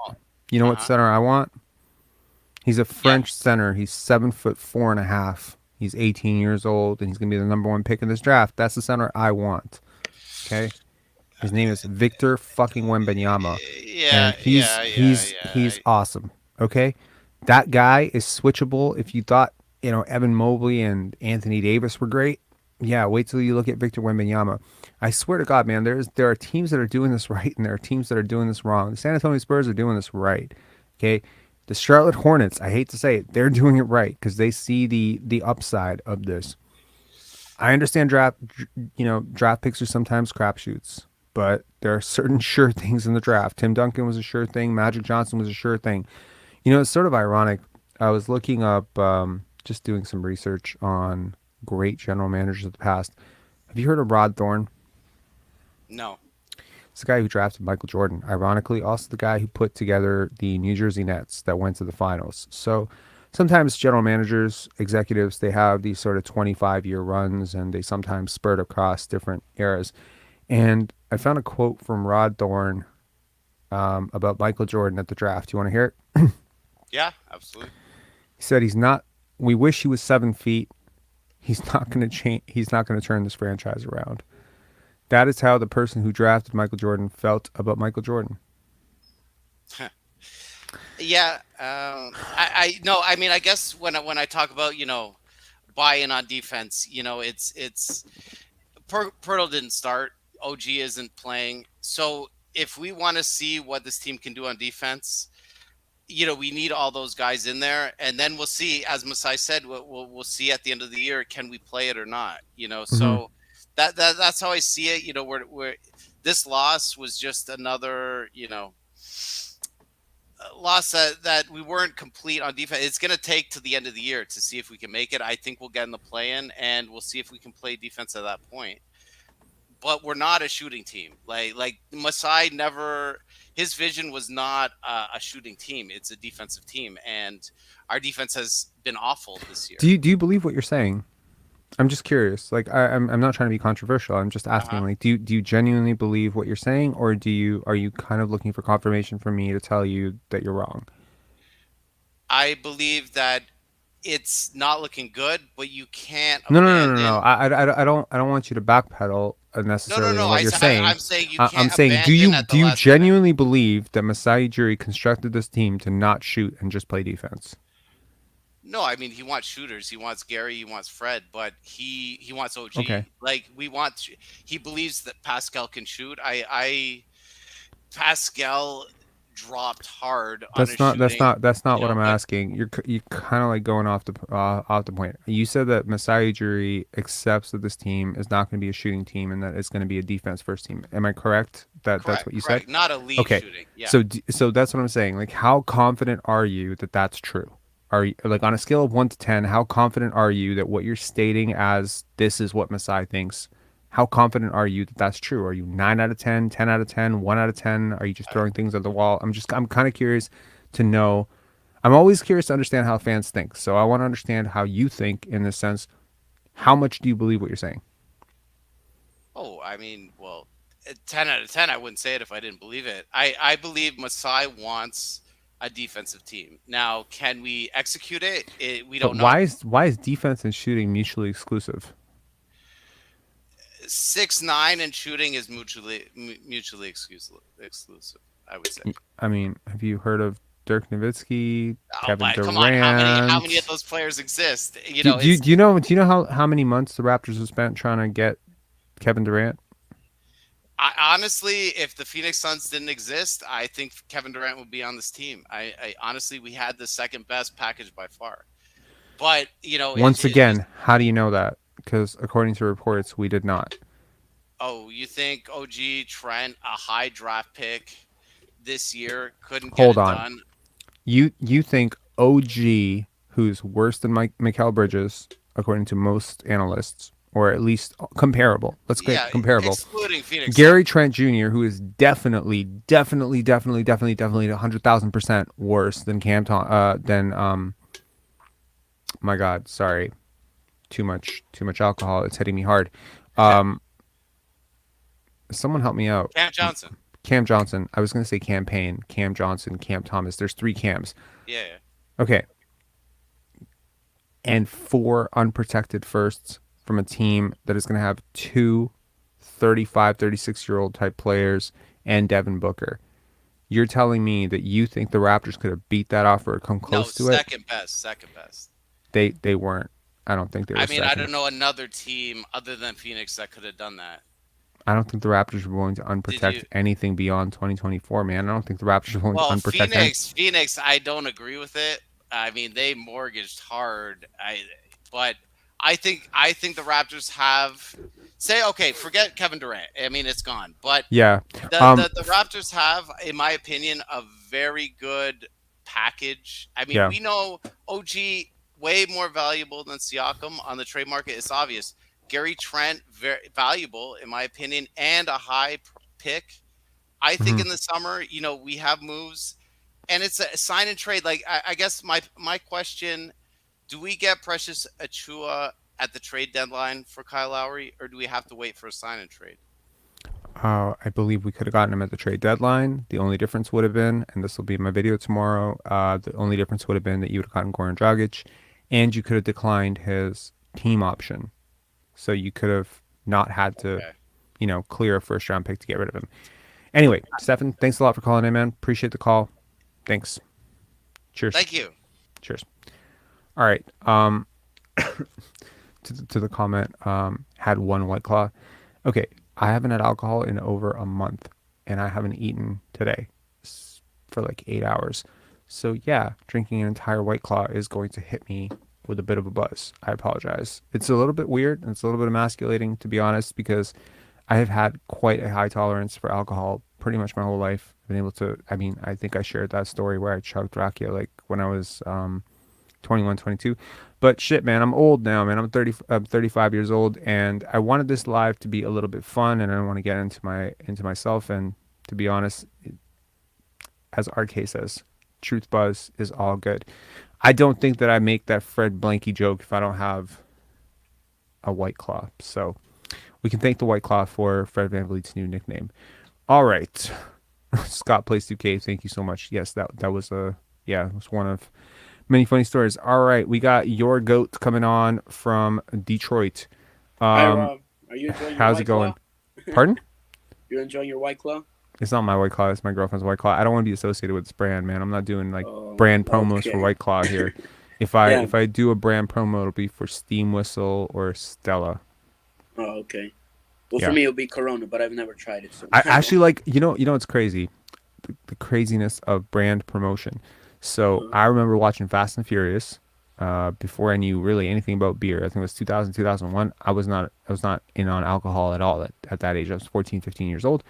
And Vin Diesel says, I'll take any brew as long as it's a Corona. And from that point on, Corona was my beer for like 5 straight years when I actually became legal drinking age. I was like, I would always order Corona because that's what Vin Diesel ordered. And then I grew up and I became an adult and I realized Vin Diesel is not always right. And so I tried other beers. I just want to throw that out there. Anyways, what's going on, man? You guys got James Wiseman, bro. I am very sad. You're sad. Thank God. Okay, let's talk about it. Dude, like, listen. I actually had a question for you. So I know that you don't really like this Jakob Poeltl trade. I saw your video on it. I gave it a D. I want to be clear. Most people were not ballsy enough to give it a D. Most people softened it up. They gave it a C minus. C minus is a casual, bro. Like C minus is a cowardly D, in my opinion. I gave it a straight D. And I gave it a D because of what they gave up for it. It's not that I don't like Jakob Poeltl. And I feel like all day I've been defending myself on Twitter or wherever, people saying like, oh my God, you're hating on Jakob Poeltl. Bro, I love Jakob Poeltl. I love him as a player. I really do. I love everything he stands for as a basketball player. He's unselfish. He's intelligent. He plays the right way. He defends. He tries to, at least. He's, you know, like everything. I prefer him to Pascal Siakam. Obviously, I would not trade him for Pascal Siakam. But I mean, like, as a player, I prefer him. Like, if I had to build a team, he would be part of my team and Pascal Siakam wouldn't. But obviously, like, I grade the deal a D because... You know, I don't think it makes sense for this team right now. Anyways, tell me about James Wiseman, bro. I was just gonna say my question was which. Oh no, he failed his worse? Physical. Sean Stevenson's saying he failed his physical. No, it was Gary Payton. Actually, let me just tell you the story. He failed his physical, and it just came out that according to sources, he had been playing through pain in Portland, and that the Blazers training staff had been pushing him to gut through it and had given him Toradol shots. I don't know what that is, but they had Google it. Given him. Let me check it. Toradol shots. Is it a steroid? Sounds like a steroid. Non-steroidal anti-inflammatory drug. So basically Tylenol. Yeah, so it's basically it is indicated for short-term management of moderate to severe. Oh, I can't. My bad. I can't speak English now. Basically, like they give those injections when you're feeling a lot of pain, and the Blazers did not tell that to the Warriors. So it's basically a problem that they have been giving this drug to Gary Payton, and now he's even worse. He's hurt even more, and he's potentially out for 3 months. So the whole trade is basically in limbo. Is it Advil? People are saying Advil. Is it basically Advil? Maybe. Yeah, I'm not too sure about what this is. All I know is that it's an injection that basically is like a painkiller. Okay. So, but if this trade were to go like through, I would be depressed because I mean, I like James Wiseman. He has potential, but like for Saddiq Bey, knows this offense. He's a good scorer. Is it really? I mean, I don't mean to troll you as a Detroit fan, but is it a good thing that a player knows your offense because your offenses are, like terrible? I mean, well, actually, let me take. I have a conspiracy theory for you. I think you're gonna appreciate this. Okay, I believe that the Detroit Pistons, as a fan base and as an organization, are so traumatized by Darko Milicic that they have decided to take on every failed second overall pick ever. Taking on James Wiseman, Marvin Bagley III. Yep. Who's next? I don't know. I mean, definitely it's true, but like it's just disappointing that the Pistons were like they're going to do this because like I understand trading Sadiq Bey. I understand he was kind of frustrated with not being a star and being given a bigger role. But only trading him for James Wiseman is a travesty to me because I love Sadiq and the trade value is not the same here because Sadiq Bey has proven something to this Pistons fan base that he can actually be clutch at times. He can score 50 points But sometimes. Have James these random Wiseman ones. has proven that he's 7 feet tall and can Yep. run the floor like a gazelle. I don't know. Look, And one it more feels thing, like your front office is collecting a certain type of player. Marvin Bagley's super fast, right? Jalen Duren's super fast. James Wiseman super fast. I don't know why the hell you need 3 of these guys, but maybe it's like the Hunger Games. You're just gonna like put them at war with each other in training camp next year and see who wins out. But you know what was the worst thing about this? An hour after the trade happened, there was the Pistons planned to start James Wiseman. They planned to start him. And you know what the problem is? I've been saying I want Jalen Duren to start for the Pistons because he has proven something to this organization about his good defense. He can be a double-double guy. And tonight against the Spurs, he put up 30 points, 17 rebounds, and 4 blocks. So Okay. when has But the James Spurs Wiseman, are basically a G League team, so I wouldn't put too much stock into that. Nah, But good for Jalen Duren, man. I like Jalen Duren.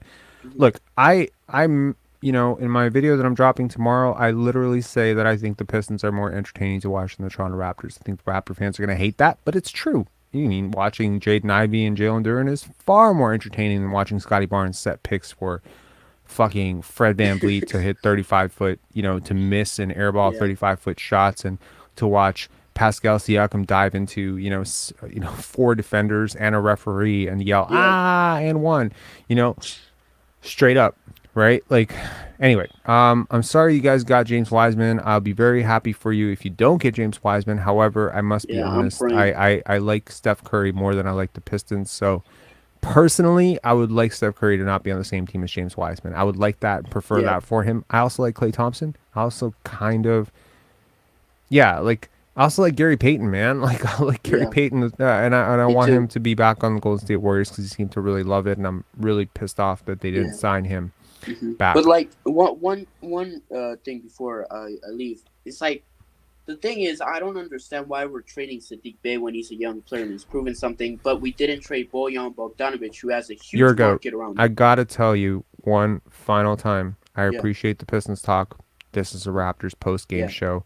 You keep calling in talking about the Pistons, and I appreciate it, but it's got to be Raptor related. I've told you 3 times. I'm telling you the 4th time. It's got to be Raptors related. Every time you call, we lose like 40 viewers because people just don't watch the Pistons. I just got to be honest. I know you're trying to vent. I get it. I appreciate it, but I'm telling you for the last time. If you're gonna call in, it's gonna be Pistons related. Fine, but you got to tie it back to the Raptors somehow, man. Anyways. I appreciate it. I mean, if you end up following like the Mavericks or some team that, I mean, no offense, but people really, really care about, like we can probably talk about it. But it's just like, you know what I mean? Like it feels like almost like you're hired by Pistons PR to talk about Sadiq Bey. And to tell us about how good Cade Cunningham is. Although, in fairness, I feel like this is contrition for all the crimes against the Pistons fan base that I have committed. By creating that Scottie versus Cade video and basically saying, Cade was kind of a bust. So, I feel like I owe the Pistons fans, some time to speak on a Raptors show. But anyways. I do appreciate you letting me on these shows, although I do steer off to talking about the Pistons only when. I mean, your avatar is Ben Simmons. You are who you are. Right? I mean, sorry, Ben Wallace. Ben Wallace. My bad. Oh my God. My bad. My bad. That was the craziest and worst Freudian slip. They do score the same though. If Ben Simmons is on the Pistons, I'm literally not gonna watch basketball for the remainder. He's on my team, so that's all. You might be surprised to know this, but I kind of like Ben Simmons. Anyways, all right, your goat. Appreciate you calling in. Thank you for letting me on. Have a Cheers, great man. Sean Steve. Personally, I enjoyed the Pistons talk. It's one team that makes me feel optimistic. Why? Is this like misery loves company sort of situation? All right. Okay, we have time for one last call, and then we're gonna call it a night. Here is the. Hold on. A White Claw. What is a White Claw? It does not strike me as a beer. I don't believe it's a beer. It's not a beer. Link is right there if you guys wanna call in. Otherwise, I'm just gonna give you my final thoughts and we're gonna call it a night. Look, I'm not rooting for this team to fail. Obviously, long term, I want this team to be successful. I do understand the sentiment. It's always been a sort of predictable sentiment with Masai Ujiri. I got to give this team a chance. That seems to be his Achilles heel, if I'm being honest. Like last year, Thaddeus Young, that trade, that was about giving that core a boost or a vote of confidence, right? Sometimes you can be a little too empathetic. And maybe you need to be a little bit more shrewd, right? He had real complicated emotions about moving off of DeMar DeRozan for Kawhi Leonard. He had really complicated emotions about that. And you can tell based on how he's talked about it that it really seemed to bother him, that it bothered DeMar DeRozan, that he felt lied to. Like you could tell it really hurt him. I like that the leader of our franchise and our front office is a good person who cares about people. I really do appreciate that. But there's a part of me that sort of wishes that he didn't care so much sometimes. Freddie deserves a chance. Pascal deserves a chance. This team deserves a chance. That we need to see what they're capable of. You know, this seems to be the sort of talking point every fucking year, you know? And I got to be honest, man, like you've had 50 plus games to evaluate. You've had 50 plus games to see. You know, you're calling this team selfish. You're saying it diplomatically. You're saying teams, you know, we've been selfish. Way to throw yourself under the bus there. I think he said we've been selfish or we've played selfish. It's not we, man. It's disingenuous to say we. It's really 5 players. So call out those 5 players. Talk to those 5 players if you haven't already. I mean, I'm not privy to that private backroom conversations, but you know, talk to Pascal Siakam, talk to Fred VanVleet, talk to Gary Trent Jr., talk to Precious Achiuwa, Chris Boucher, talk to these 5 guys. I mean, I like some of those guys. I like Precious Achiuwa, I like Gary Trent Jr., but they have tunnel vision. They totally do. They kill offensive flow. You're watching teams night after night where the ball is moving, it's free flowing, the offense is free flowing. There's sort of like an equal opportunity there, and you're getting your ass kicked every single night. How can you not see that this is a leadership problem? Seems fairly obvious to me. Anyway, we're gonna bring on Rev. Rev, what's up, man? Hey, what's going on? Can you hear me? Not too much. Yeah, but you have a lot of background noise. Are you close to a highway or something, man? Yeah, I'm just listening to you in the car. Can you pull your window up? Right. You have your window down? No, my window's not down. I'm just this is just how it is. I'm in Texas right now. You're in Texas. You're another person calling from Texas.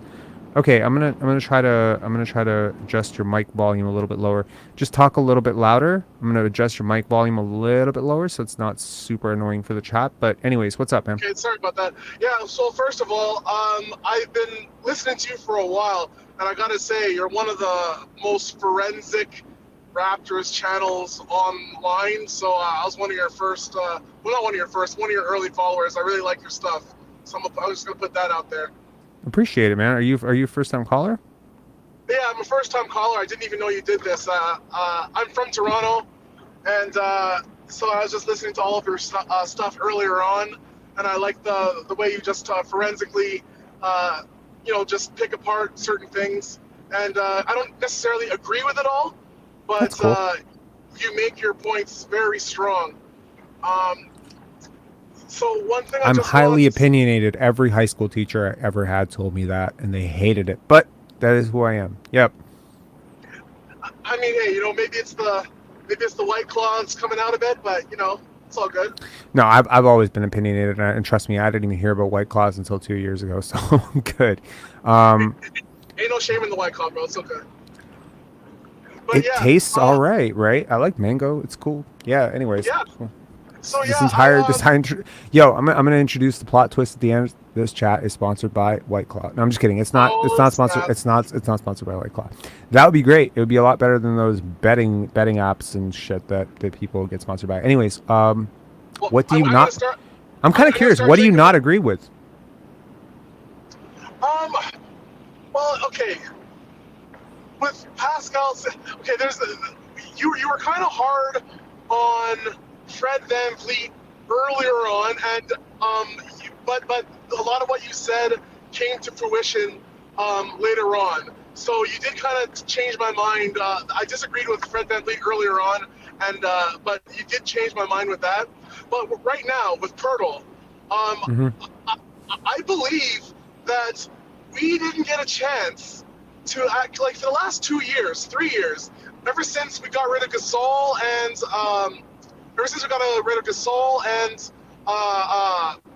Serge Ibaka, we have never had a center. It's not true. We haven't had. Okay, well, who? I mean, Khem Birch? first of yes, Khem Birch. Chris Boucher is a center by the very strictest terms. You had Aaron Baines.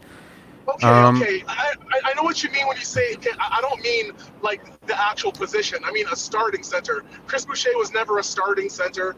Like Khem Birch. Who was the other guy you just mentioned? Not Khem Birch, the other guy. Who did I just mention? I mentioned Chris Boucher. Aaron Baines. Aaron Baines. Yeah. Aaron Baines. I mean, we saw him miss like gimmies under the rim, like for an entire season. That he was. Here's the terrible. Here's the thing. The center position is just, it's done. I mean, Draymond Green is by prototypical standards a power forward. Al Horford was a power forward coming out of, I believe, Florida. Because Joakim Noah was a center, right? Like, I mean, can we be real for a second? I mean, like, there's a lot of power forwards masquerading as centers. They don't shoot underneath the basket. In a lot of ways, Nikola Jokic is a fucking point guard. In a lot of ways, I can make an argument. I can make a very like this whole like Look who won the championship, though. Look who won the championship. We had to go against Joel Embiid, and how did we do that? With the great. Hold on. Joel Embiid does not have a championship. You are aware of that, right? No, I know, but because of Gasol. Gasol had him in his Joel Embiid wakes up every day dreaming of having nightmares of that guy. And okay, who won the championship last year? Golden State. Who do they face against? Who do they face off in the finals? Obviously, Celtics. But I'm talking about. But which of those teams was starting a prototypical lumbering center? I mean, even when you talk about the Milwaukee Bucks that won the previous year, right? I mean, Brook Lopez, good friend of the show, Brook Lopez. I mean, that guy has basically morphed from a prototypical, late 90s, early 2000s center into a modern stretch big. He does not occupy the same places on the court as a Dwight Howard or Shaquille O'Neal. I mean, if you want any proof that this center concept is kind of done, you have guys like Enes Kanter and DeMarcus Cousins who can't get a contract. Dwight Howard is playing in another country, and I believe he was waived. I mean, like, what is this fan base's obsession with this particular position? Do you know why? Because specifically, we had a great team when we had two incredible centers, 7 foot, who actually knew how to play. First of all, both those guys were stretch bigs. Gasol and Serge Ibaka were stretch bigs, and that's why it worked, right? So when you talk about Jakob Poeltl, if you think that Jakob Poeltl is the guy who's missing for the last 3 years, I mean, he really hasn't been, because but why did you say you like Jakob Poeltl more than Siakam? Well, what were the reasons? Because he's unselfish, because he tries to play the right way, and he's a high basketball IQ guy, and he doesn't play for stats, and I really like that. I think Jakob Poeltl could be really happy. Pardon? That's what we need on defense. We need somebody with a high IQ who can actually, because look, we're undersized when it comes to okay, I know what you're saying. There's a lot of stretch bigs or power forwards masquerading. I got to tell you, you sound like you're in a tornado right now. Oh man, that sucks. Yeah, it does suck a little bit. I mean, we reduced the volume. I mean, chat, you can let me know if it's bothering you guys too much, but yeah, well, Phoenix Play thinks I'm not being fair in this argument. Phoenix Play says, Rob, you're strawmanning badly. He's talking about a big that can defend in show and cover, drop. Show and cover and drop. Ennis and Boogie could do neither. Is that what you're talking about? You're talking about a big who can defend and show and recover and drop? Well, Yes, well, it's everything that comes along with the high IQ, right? Like, especially when it comes to defense. Because Gasol, look, he was a stretch big, but there were so many times where he didn't shoot that three, and I was screaming at the TV, shoot it, and then he would elect to pass it or hesitate, and he wasn't showing off his incredible three-point shot for that championship year. And Serge Ibaka, I don't know what the percentage was, but he wasn't lights out with the three either. Those guys, their main contribution to that championship team was their incredible high IQ and the fact that they can bang and not take shit from anybody. I don't think Serge had incredible high IQ. I think he was, fairly competent. Okay, well, his in terms of knowing where to be, in terms of court yeah, sense. he was in his 30s. I mean, yes, he's been a professional basketball player for a while. They should know that. Look, Right, but I think you're talking about the 3-point shooting being the thing though, because they're a stretch. I'm saying Jakob Poeltl right now. yeah, the when he comes in- 3-point shooting it relates to portability because you often had Kawhi Leonard trying to operate in the post. And in those situations, whether it be Kawhi operating in the post or Norm operating on the wing, trying to drive or trying to play 5 out and trying to exploit a mismatch through pick and roll or putting the strong side or loading Spain pick and roll, whatever, the versatility of a guy who can actually pop out to the top, I mean, it really does fuck up the other team because, you have a guy like Marc Gasol who can sort of trail the fast break and he can catch, an open three. And we saw that all the time. He didn't shoot well with us. But that was sort of the theory of Aaron Baines. Look, on offense, you don't want guys who occupy space in the paint, or who have to occupy space in the paint, which is the sort of complication of the flawed premise of trying to play Ben Simmons and Joel Embiid together. And what happened? Joel Embiid ended up becoming a stretch big to make it work, right? In a lot of ways, a lot of what Joel Embiid became was to compensate for the fact that Ben Simmons had to be in the paint in order for that offense to work. So at the end of the day, can I ask you a question? Sure. Let me ask you. Okay, just hypothetical. Who would you rather have, Jakob Poeltl back or Jonas Valanciunas back? Neither. Can I pick neither? You can't say that. Okay, because it sounds to me that if you had the choice between the two, you would take Jonas Valanciunas back because he's a stretch and he's gotten better with the defense. I would take Jonas Valanciunas back in a heartbeat. I would take him because he's a better rebounder. Jakob Poeltl is not nearly the defender that he used to be 3 years ago. And yeah, JV can actually hit threes, and he can probably deal with limited minutes. And I don't think he's expiring next year. So yeah, I mean, look, I pick neither. I would obviously prefer a stretch big who can block shots competently, who can switch out, which means that. Yeah, I would take like a 35 or 36-year-old, however old Al Horford is right now over any of those guys, right? So what about Rudy Gobert? What about someone like Rudy Gobert? Would you not take him? Of course not. Why would I take Rudy Gobert? He's a drop big who basically can't shoot outside the paint. It's the exact same thing as Jakob Poeltl, except he makes 5 times as much, and he's like even worse at shooting. No, of course not. No, Well, okay. So when it comes to the new Koloko, right? He is going to be our center of the future once he actually learns what he's doing, and same with Precious. Right. Now, the awareness, like I remember there's like 3 callers before they were talking about. 3 callers before was talking about how. The defense sucks now because we never really had an opportunity to show what we can do. I think, the defense does suck right now. I'm just saying in terms of like defense, and no, I'm not going to say that Masai set it up so that we can have no shooters. He set it up expecting us to have some shooters and that we wouldn't need our center to be a stretch center. I think he sees the bigger problem as we have no defense in the middle than a stretch big. I don't understand why those two things are mutually exclusive. One person can occupy both spaces. I mean, for instance, Precious Achiuwa.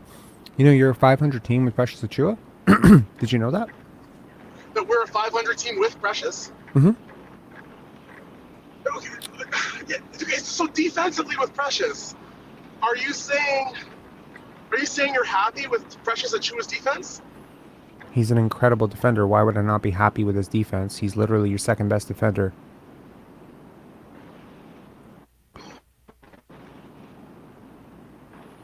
OG Anunoby, Precious Achua, Christian Koloko. Those are your three best defenders. Take your pick on which one you prefer. They all do different things, but they are three very good defenders. And Masai Ujiri picked them all, so kudos where kudos are due. Pascal Siakam and Fred VanVleet, Gary Trent Jr., those are your defensive compromises, really, in this lineup right now. Chris Boucher's not great. He provides certain things. Thaddeus Young has taken a massive step back. Otto Porter was really good this year, but he's only played 8 games. Scottie Barnes started the season out kind of a defensive, I want to say average-ish defensively, and now he's sort of converting to positive. That's sort of the defense, and Malachi Flynn has been pretty much negative throughout. So that's the reality. So you're convinced now, and I'm not saying I'm not going against. I'm just asking your honest opinion. You're convinced now that the center position for the Raptors is not the issue at all, like Jakob Poeltl or not. I don't care about positions. I don't know how many times I can say that, Rev. I don't care about positions. I care about roles. I think paint protection is an issue for the Raptors. Do I believe that there are actually players on this? But there are players on this core. But there are players on this team that protect the paint really well, and then there are players on this team that do not. For instance, Pascal Siakam is a really good example of a guy who does not defend well at the rim. So is Fred VanVleet. So is Gary Trent Jr. If you play those guys for 40 minutes a night, you're not going to defend well at the rim. That's just a fact. You cannot play you cannot play 3 guys 40 minutes a night. That's 120 minutes of the available minutes of 240 minutes available in a game. 200. I don't remember how many minutes are available in a game. Is it 240? Yeah. Shit. What is it? I think it's 240. I don't know a calculator. Yeah. Anyway, so the point is, you cannot play, 3 guys who do not defend well at the rim. Now, look, earlier in the season, if you say, you've been following my videos for a while, I said the Raptors backcourt is a problem. One of the things I brought up that people had a really big issue with, they're like, what are you fucking talking about, was paint defense for your guards. I said Fred VanVleet and Gary Trent Jr. do not provide any sort of defense at the rim. And they're like, and everyone had a problem with me saying that because they're just like, but guards aren't supposed to protect at the rim. Well, I saw. I 100% agree with you. I agree. Well, that's my point. So the issue is not a center. The issue is paint protection. So do you think Jakob Poeltl helps us upgrade at the paint protection? More so than the guy he's replacing in the lineup, but not as much as he would have 3 years ago. I think that's my complicated answer. Anyway, Reb, this call is getting a little bit long, but I do appreciate you calling in. I would love it if you call back, but please make sure you're not in the car next time. Yeah, I will. Thanks for taking the call, though. Appreciate it, man. Thanks a lot for watching these. Thanks. Okay, AK, what's up, man? Hey, can you hear me? I can hear you perfectly, and thank you for having, thank you for not being in a, weather crisis. That's great. No worries. First time caller here. Appreciate it, man. Love your show. Love what you're doing. Thank you. Appreciate it. Oh, man. I was pretty much laughing the whole conversation with the previous guy you were talking to. Okay. Well, no, what was funny? just because like the Gobert comment, the Rudy Gobert comment, because he's basically useless in the offense. Because remember, in the past playoff, you saw Luka was basically guarding him the whole time because they weren't passing him. He wasn't shooting. Can't shoot at all. People become useless when you don't pass them the ball. You see, like, Jakob Poeltl is not useless in the offense. Like, if you think about it, like he shoots like 74% at the rim. Like, he would be great. I would say Jakob Poeltl has better IQ than Rudy Gobert. I've never seen Rudy Gobert pass. Sure. Yeah, I think Jakob Poeltl has better playmaking instincts for sure. Yeah. Yeah. So, what'd you think of the game tonight? Oh God. Let's just say I kind of knew it was over. The basic right in the fourth quarter, the way they were playing, they just stopped playing team basketball completely. It looked like, and their defense was the biggest issue. Like Fred just keeps getting blown by. Gary's defense was horrible, and that's basically it. Like Pascal's defense was in and out. Did you see any positives tonight? basically Scottie was the only positive. Even though he wasn't scoring in the first half, his passing was so good to watch. Like most of the time, I kind of wish Fred was benched in the fourth quarter so that the defense could be better. He's the Blankie. He's not getting benched. This is where I'm praying for OG to come back. But the problem is the offensive structure is just so poorly structured. Interesting way of saying that. Yeah, no, I agree. And look, like we can continue to tweak the ancillary pieces. You can, we've scapegoated every element of this, right? We said, oh, we don't have a center. It's because we don't have a backup point guard. It's because you don't have this, you don't have shooting. I mean, maybe it's because you're playing a non-superstar like he's a superstar. Maybe that's it.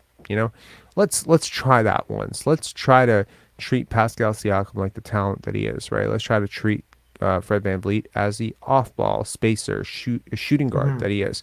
And if the Golden State Warriors inverted Steph and Clay's role on offense, they'd be terrible. I mean, they're bad enough right now, but they'd be even worse, right?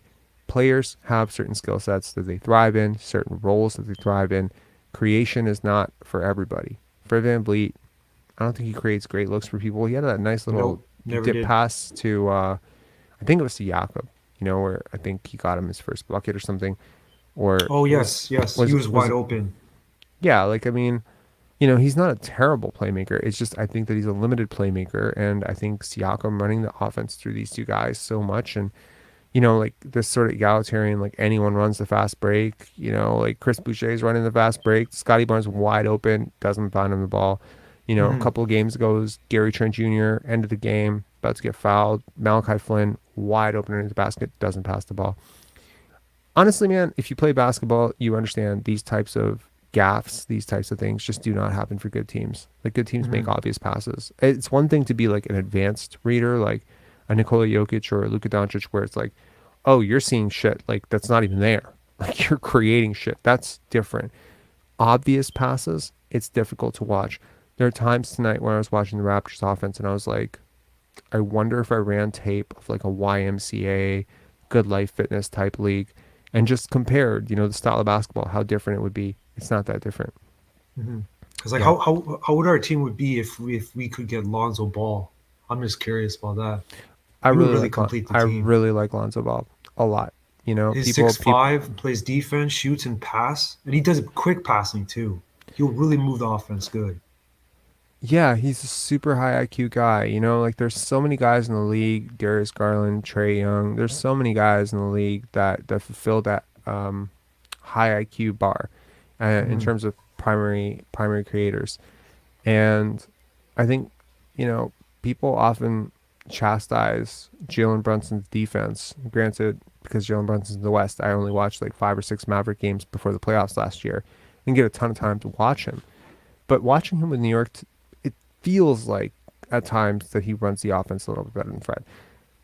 Yes, I agree. I can agree with that. Which is crazy to think about because I didn't think that was really his strong suit. I kind of saw him as like an undersized shooting guard as well. Yeah. His confidence just skyrocketed. I think that's one of the main reasons. Yeah, he's been really good.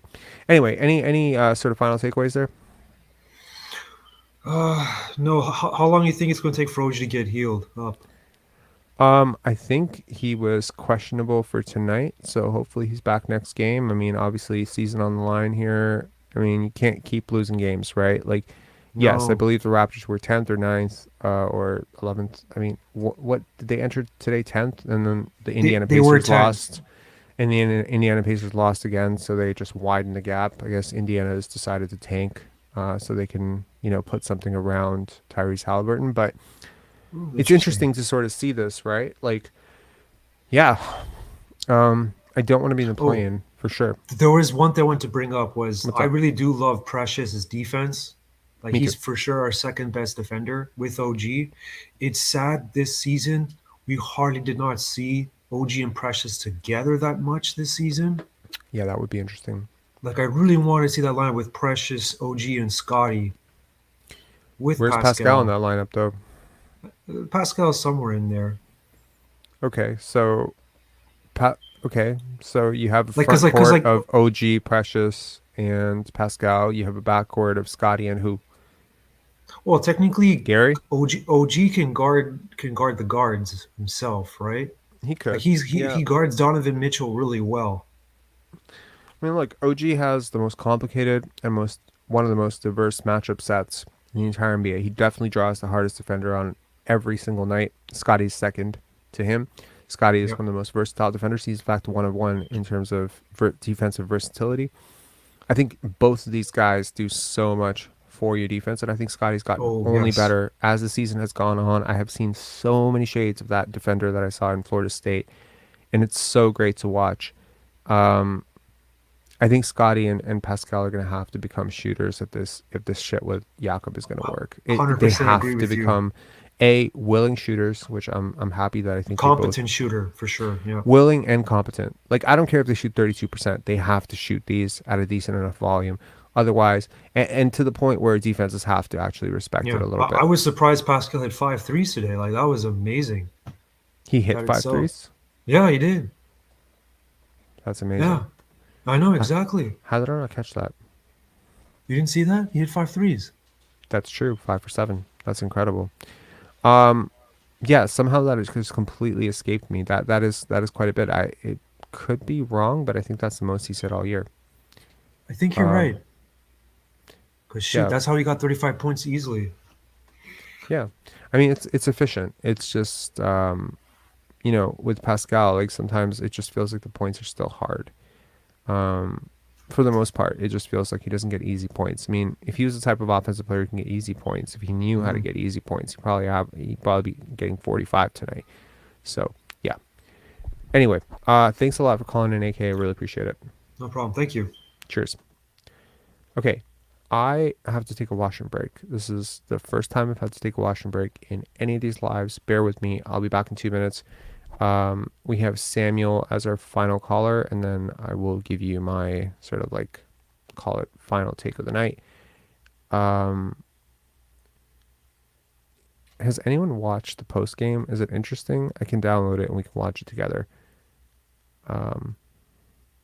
Yeah. Anyway, I'll be back in 2 minutes. I'm just gonna flash this. These are my receipts. We call these receipts. Okay, so these are my receipts, and I just want it to be known that I absolutely did not support this trade when it went down. Not some bandwagoner. Anyway, I'll be back. Give me 2 minutes.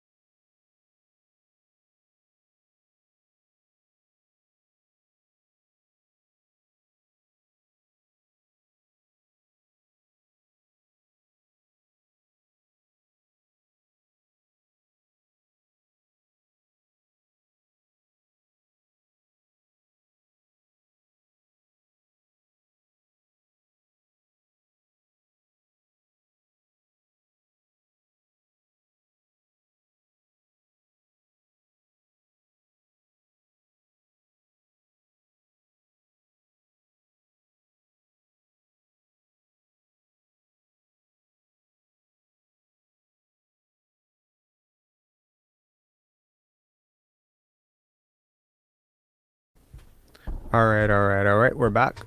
All right. Okay. I'll pull this off. All right. Let's bring on Samuel. Samuel, what's up? Hey. Hey, if you How's want it to going? watch the live thing while we're talking, I'm fine with it too. I think. I don't think we can watch a live Oh, I of thought you could. Okay. Oh, I'm sorry. I'm sorry. I don't know this yeah. enough. No. No. Sorry. I didn't want to call, but I heard that one guy talk about Rudy Gobert. I just lost it. I'm sorry. You Uh, lost it. I lost You, it. I lost it, man. I'm do we sorry. need trigger warnings every single time we bring up Rudy Gobert on the show? No, no. It's just no. You asked where that came from. You know where it came from, but I don't want to trash other people. But probably online sources and Oh, Raptors media. is there some sort of Raptors media person who's baking up Rudy Gobert right now? No, no, no. They're The baking up. concept of a center. Yeah, the concept of a center is nonsense. Like it's like a what do you call that? Whack the dog kind of thing, tactic. Like you just hit it right on the nail. We don't have a superstar. Like you started, I think was it you started this channel on that basis? I Mike started this James. channel, to be honest, to support Scottie. I don't know if I've ever admitted that publicly. I mean, people have suspected that for a very long time, but I'm just being honest. Like I saw murmurs in the Toronto media space, people Yeah, talking about Scottie a certain way, and I'd sort of watched but I I'd remembered you watched from players. yeah, I remembered you from a certain Facebook group, and you were talking, and you were so away from particular movements and things like that. Like I think you pointed out a long time ago, and I guess people gravitate towards. We don't have a superstar. Like the guy when he talked about, we got Marcus Gasol stopping Joel Embiid. No, that's because you have Kawhi Leonard. Hmm. I'm sorry. He takes one bounce, he shoots the ball, it goes in the net. I don't know, like was he I 45 or mean, 50%? I think Marc Gasol created a lot of that, but like I think Sure. Marc Gasol and Kyle Lowry were like great Yeah, two-way, but if you throw Marcus unselfish Gasol and playmakers. DeMar DeRozan's team, the LeBronto team, I didn't think Marcus Gasol was going to be the big difference. We don't know. We didn't see it, but I think I'm Marc sorry, Gasol.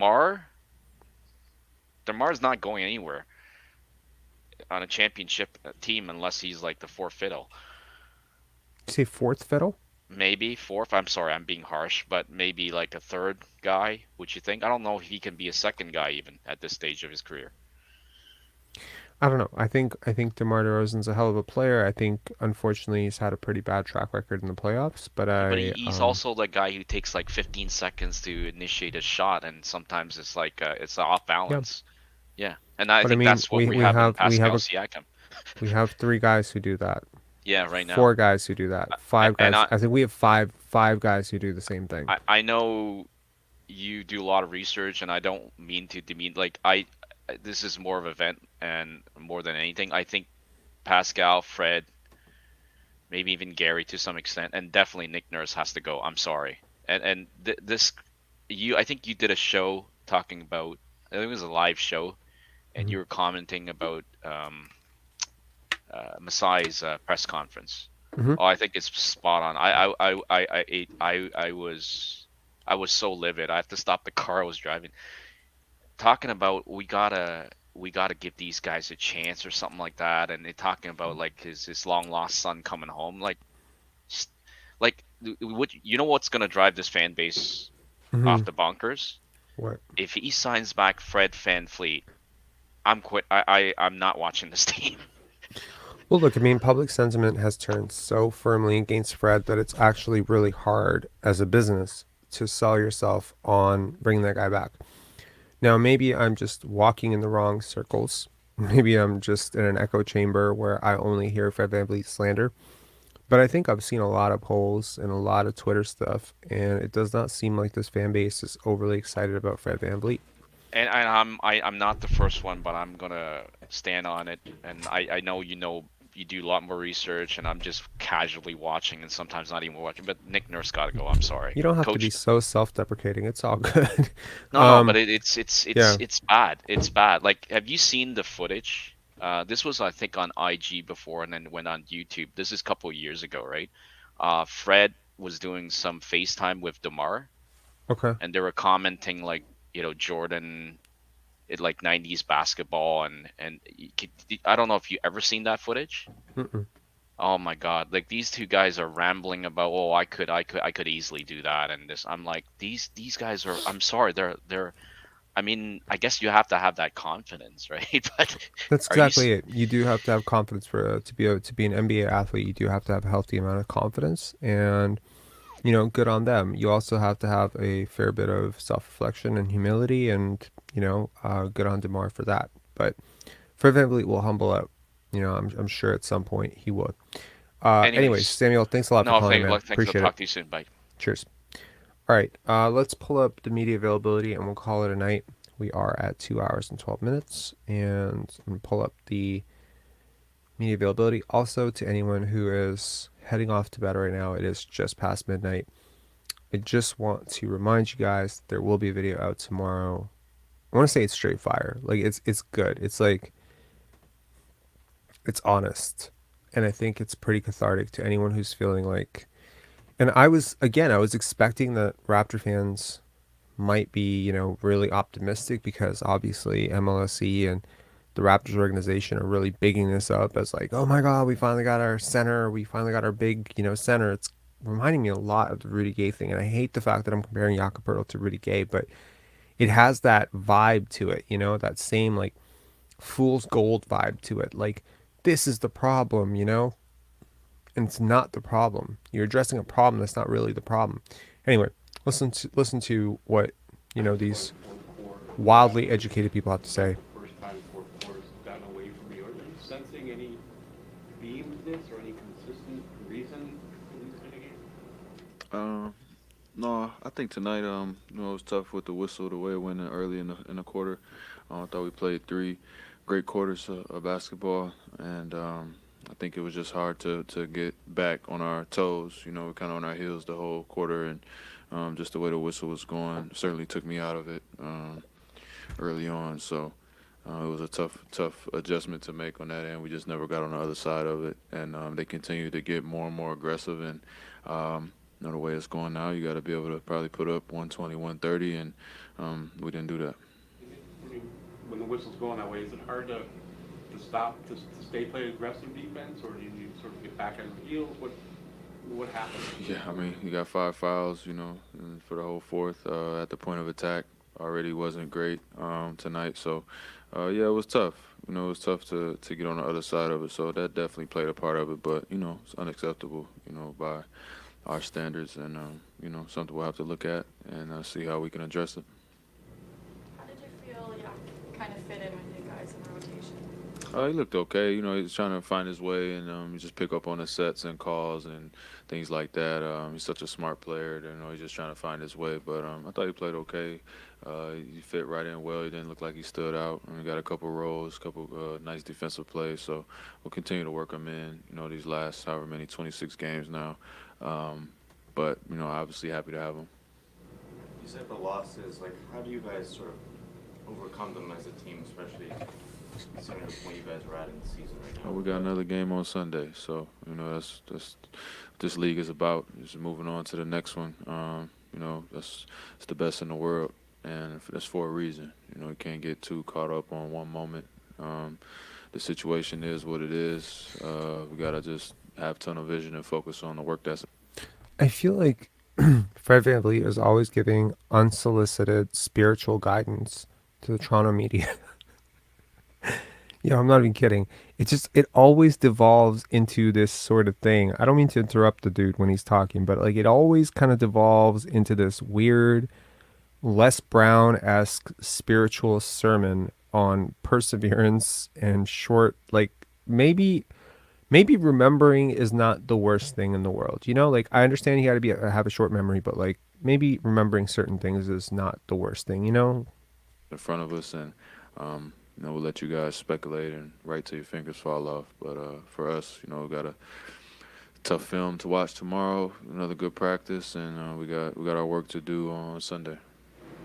Fred, the last 5.5 minutes, Pascal's movie shot was that one from the corner to potentially tie it. Was that just the way the offense was going? Was that something that you saw the Jack doing? Yeah, I don't know how to look at it. Again, he certainly got the freedom to do whatever he wants out there. Sometimes it just goes that way. Scottie was being a little bit more aggressive. We had one play call that was supposed to be for P. It didn't end up going to him. So, yeah, in hindsight, obviously he was the only one that was playing well. Probably should have had the ball more, but I'll have to look and see at each possession. I don't really remember how it went down the stretch, but you know, I wouldn't have been mad if he had it the whole rest of the way, but it didn't go that way. All right, yeah. How did it feel to be out there and get the standing ovation from the moment you checked in? Obviously, game didn't go how you wanted it to go, but still, how did it feel, the fan reception? Yeah, it was great. Fans here are amazing, just how I remembered them. I just want to commemorate this moment when Fred VanVleet said that Scottie Barnes should have the ball the entire fourth quarter and he wouldn't be upset. I completely agree. The guy's shooting 60% from the field in the fourth quarter. He should have the ball in the fourth quarter.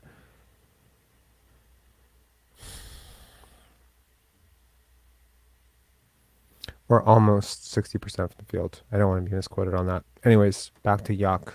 Yeah, obviously, wish the game could end a little bit better. I felt like we were in control of the game for the most part.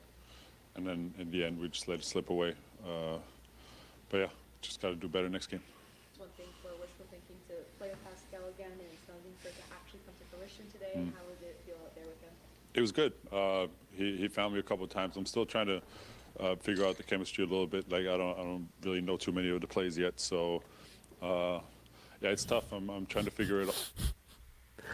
Wait till he finds out there are no plays. He's gonna be really relieved. On defense and on offense, how to slot into the team. But yeah, I think it's looking like at least it's showing a lot of promise. Yeah, absolutely. A lot of positive feedback from coach and from other guys on the team. You know, coach at halftime, Trevor Gleason said that you're popular already in the locker room. What did it feel like to be out there and like, yeah, okay, you don't know the offenses quite yet, but like just being back on the court and with the Raptors? No, that was great. And I would just kind of try to default to like some basic basketball principles. So just try to make that work as best as possible. And yeah, like I said earlier, it was really fun playing out there. It's fun just taking in the atmosphere, all this stuff, and I'm looking forward to more games. What, from your vantage point, what happened to the defense down there, down the stretch, and how much of it was related to the foul trouble? I take 100%. What's it called?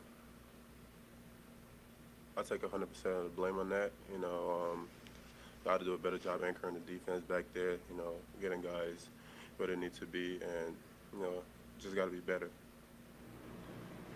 Did the whistle play into it for you or not? I mean, we just gotta control.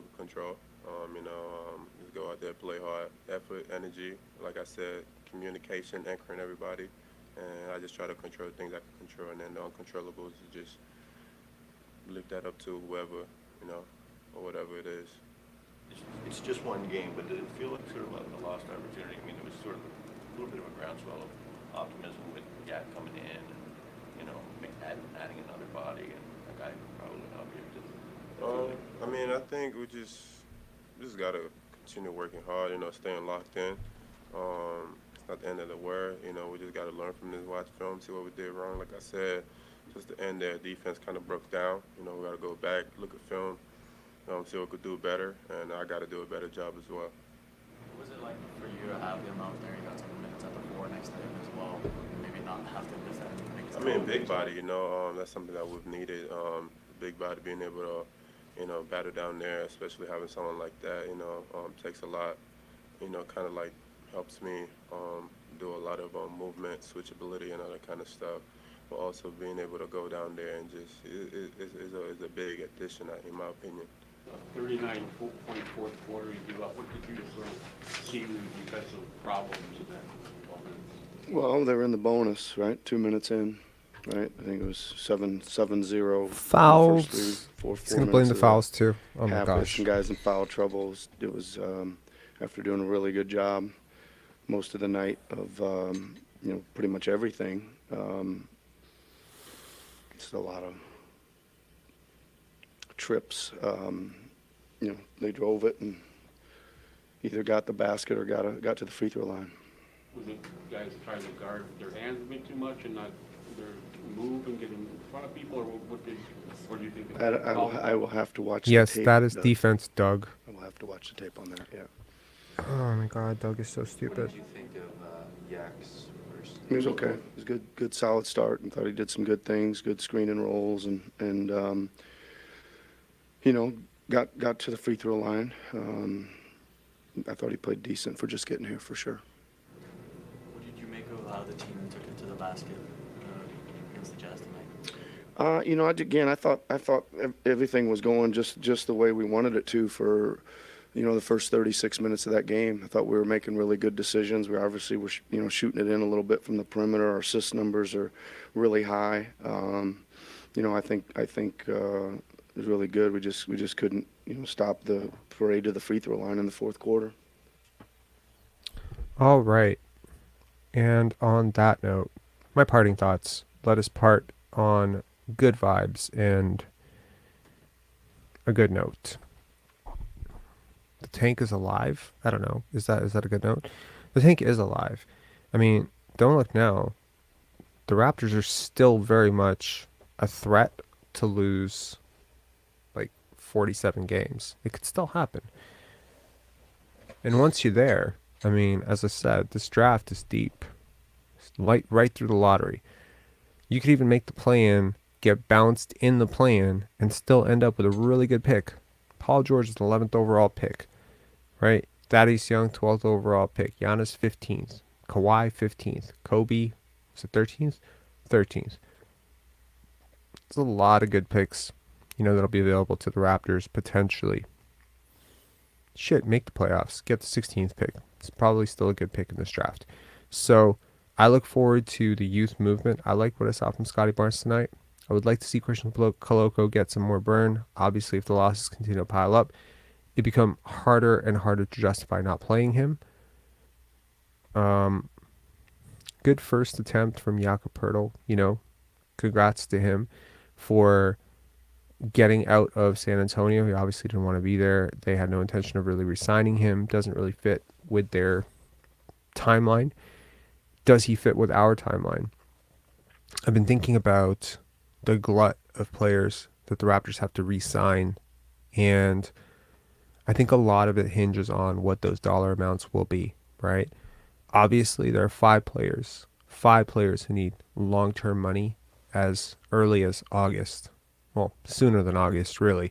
So your first commitment this summer is going to have to be to Jakob, Gary, Fred. Perhaps all three, but probably not all three. Perhaps 2 out of 3. Who will those 2 out of 3 be? And will the third be a sign and trade? One sort of underrated and usually not talked enough about element of sign and trades is the salary matching. The whole concept of not being able to sign these guys is you can't absorb the salary under the cap. So how are you supposed to absorb, like, are you supposed to take a team that's like 10 under and deal with them? In which case, I don't understand why they're giving you anything of significant value. So how upset will this fan base be if Fred VanVleet walks for nothing? I don't know. Because I can tell you right now, there's a good chance you don't end up having to facilitate a sign and trade, or, you know, a team is just able to sign him outright.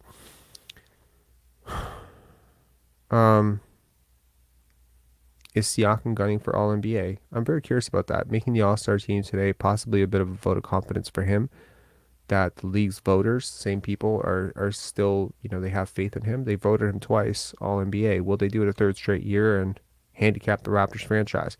Will the Raptors, given that he is a homegrown talent, put 35% of the cap, which I believe I broke it down, $282 million over 5 years. I believe that was the number. Or is it $292 million? It's a crazy number. I believe it's like it touches $66 million at some point in the final year of that deal. That's crazy money. I don't think he's worth half of that.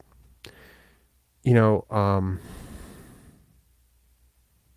I really do put him on the level of a Mikal Bridges, maybe slightly above that. I know he's a better player. I'm just saying in terms of where I rate him, that's where I rate him, right? Mikal Bridges is younger. I'm really looking forward to looking around the rest of the league. Sorry to be kind of bouncing all over the place. There's a lot of teams that I'm very interested in watching right now. I am ironically very interested in watching the Nets Because a large part of the thinking that the Raptors will automatically grab a playoff spot is that the Nets will fall off. I'm looking around, man. Spencer Dinwiddie, Dorian Finney-Smith, Ben Simmons, Nick Claxton, Cam Thomas. There's like a lot of NBA players, like real talents on that team. If Spencer Dinwiddie can pull it together, if Ben Simmons can pull it together, they have the type of team that can kind of tread water and be somewhat competitive in the playoffs. I'm not saying they beat us. I'm just saying don't bank on that team to fall out of the top 6 and just fall, to the bottom of the East. I don't think it's going to happen. It'll be interesting. It'll be interesting to see the East. And I'm very curious to see what happens over the next, couple of weeks. And obviously, as I've mentioned in an earlier chat or an earlier call, I really do hope that if the Raptors are going to screw this up, that they screw this up sooner rather than later.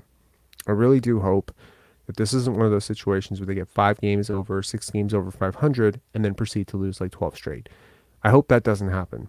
I don't even know if that's mathematically possible to happen at this point, but I would like this team to peak closer to the playoffs. It would be kind of a best of both worlds if you can integrate Jakob. I'm wrong about everything. Jakob fits great. Pascal, is doing well. Fred fits well.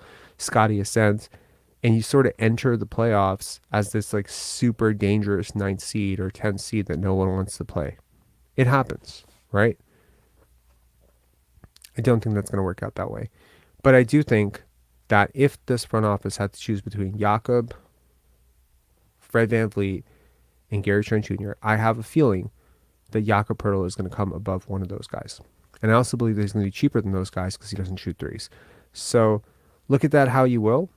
I'm looking forward to seeing, what comes next for the Raptors. Really soft schedule. Sunday onward.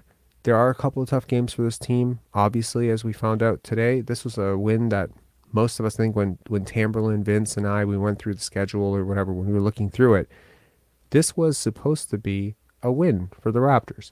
So what the hell do we know? We had projected 43 wins before the Jakob Poeltl trade. Maybe it's 42 now. Maybe it's 40. Maybe it's 36. We'll see. Fingers crossed, tank world order. Fingers crossed, this organization wakes up sooner rather than later. And fingers crossed for a better product on the court because shit is getting tough to watch. I'll appreciate if any of you who are here, all 272 of you who've stuck through this with us, please do hit the like button. It does help a lot. And tomorrow, that video will drop. I did put some work into it. I'm very proud of it. And I hope that you guys are going to like it tomorrow. All right. Jacob Smith, thanks. Let's go tank world order. Thank you so much.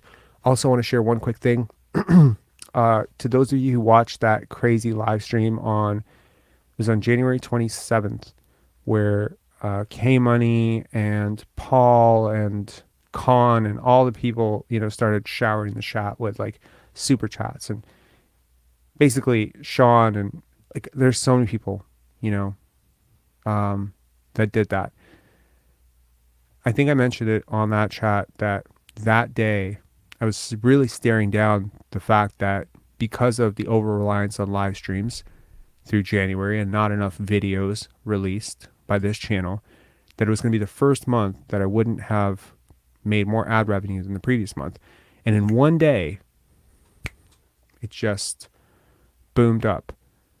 And I got to tell you that we are on track, despite February being the shortest month of the year, we are on track to beat January so far.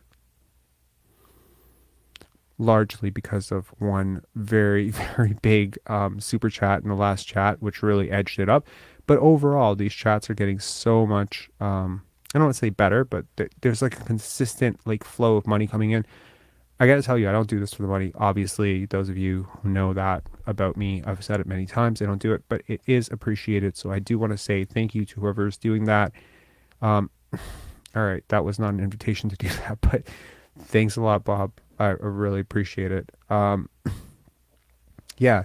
So anyways, so February is potentially going to be our best month ever. And, that's crazy. So thank you so much to all of you. We are going to get back to some content creation. There's a lot to say about this team right now. Jason, thanks a lot. I really appreciate it, man. Thank you so much, guys. Drinks are on Robert, James. Drinks are not on me. As we can tell, I'm a bit of a lightweight right now. I need to eat some food. I probably need to sleep as well.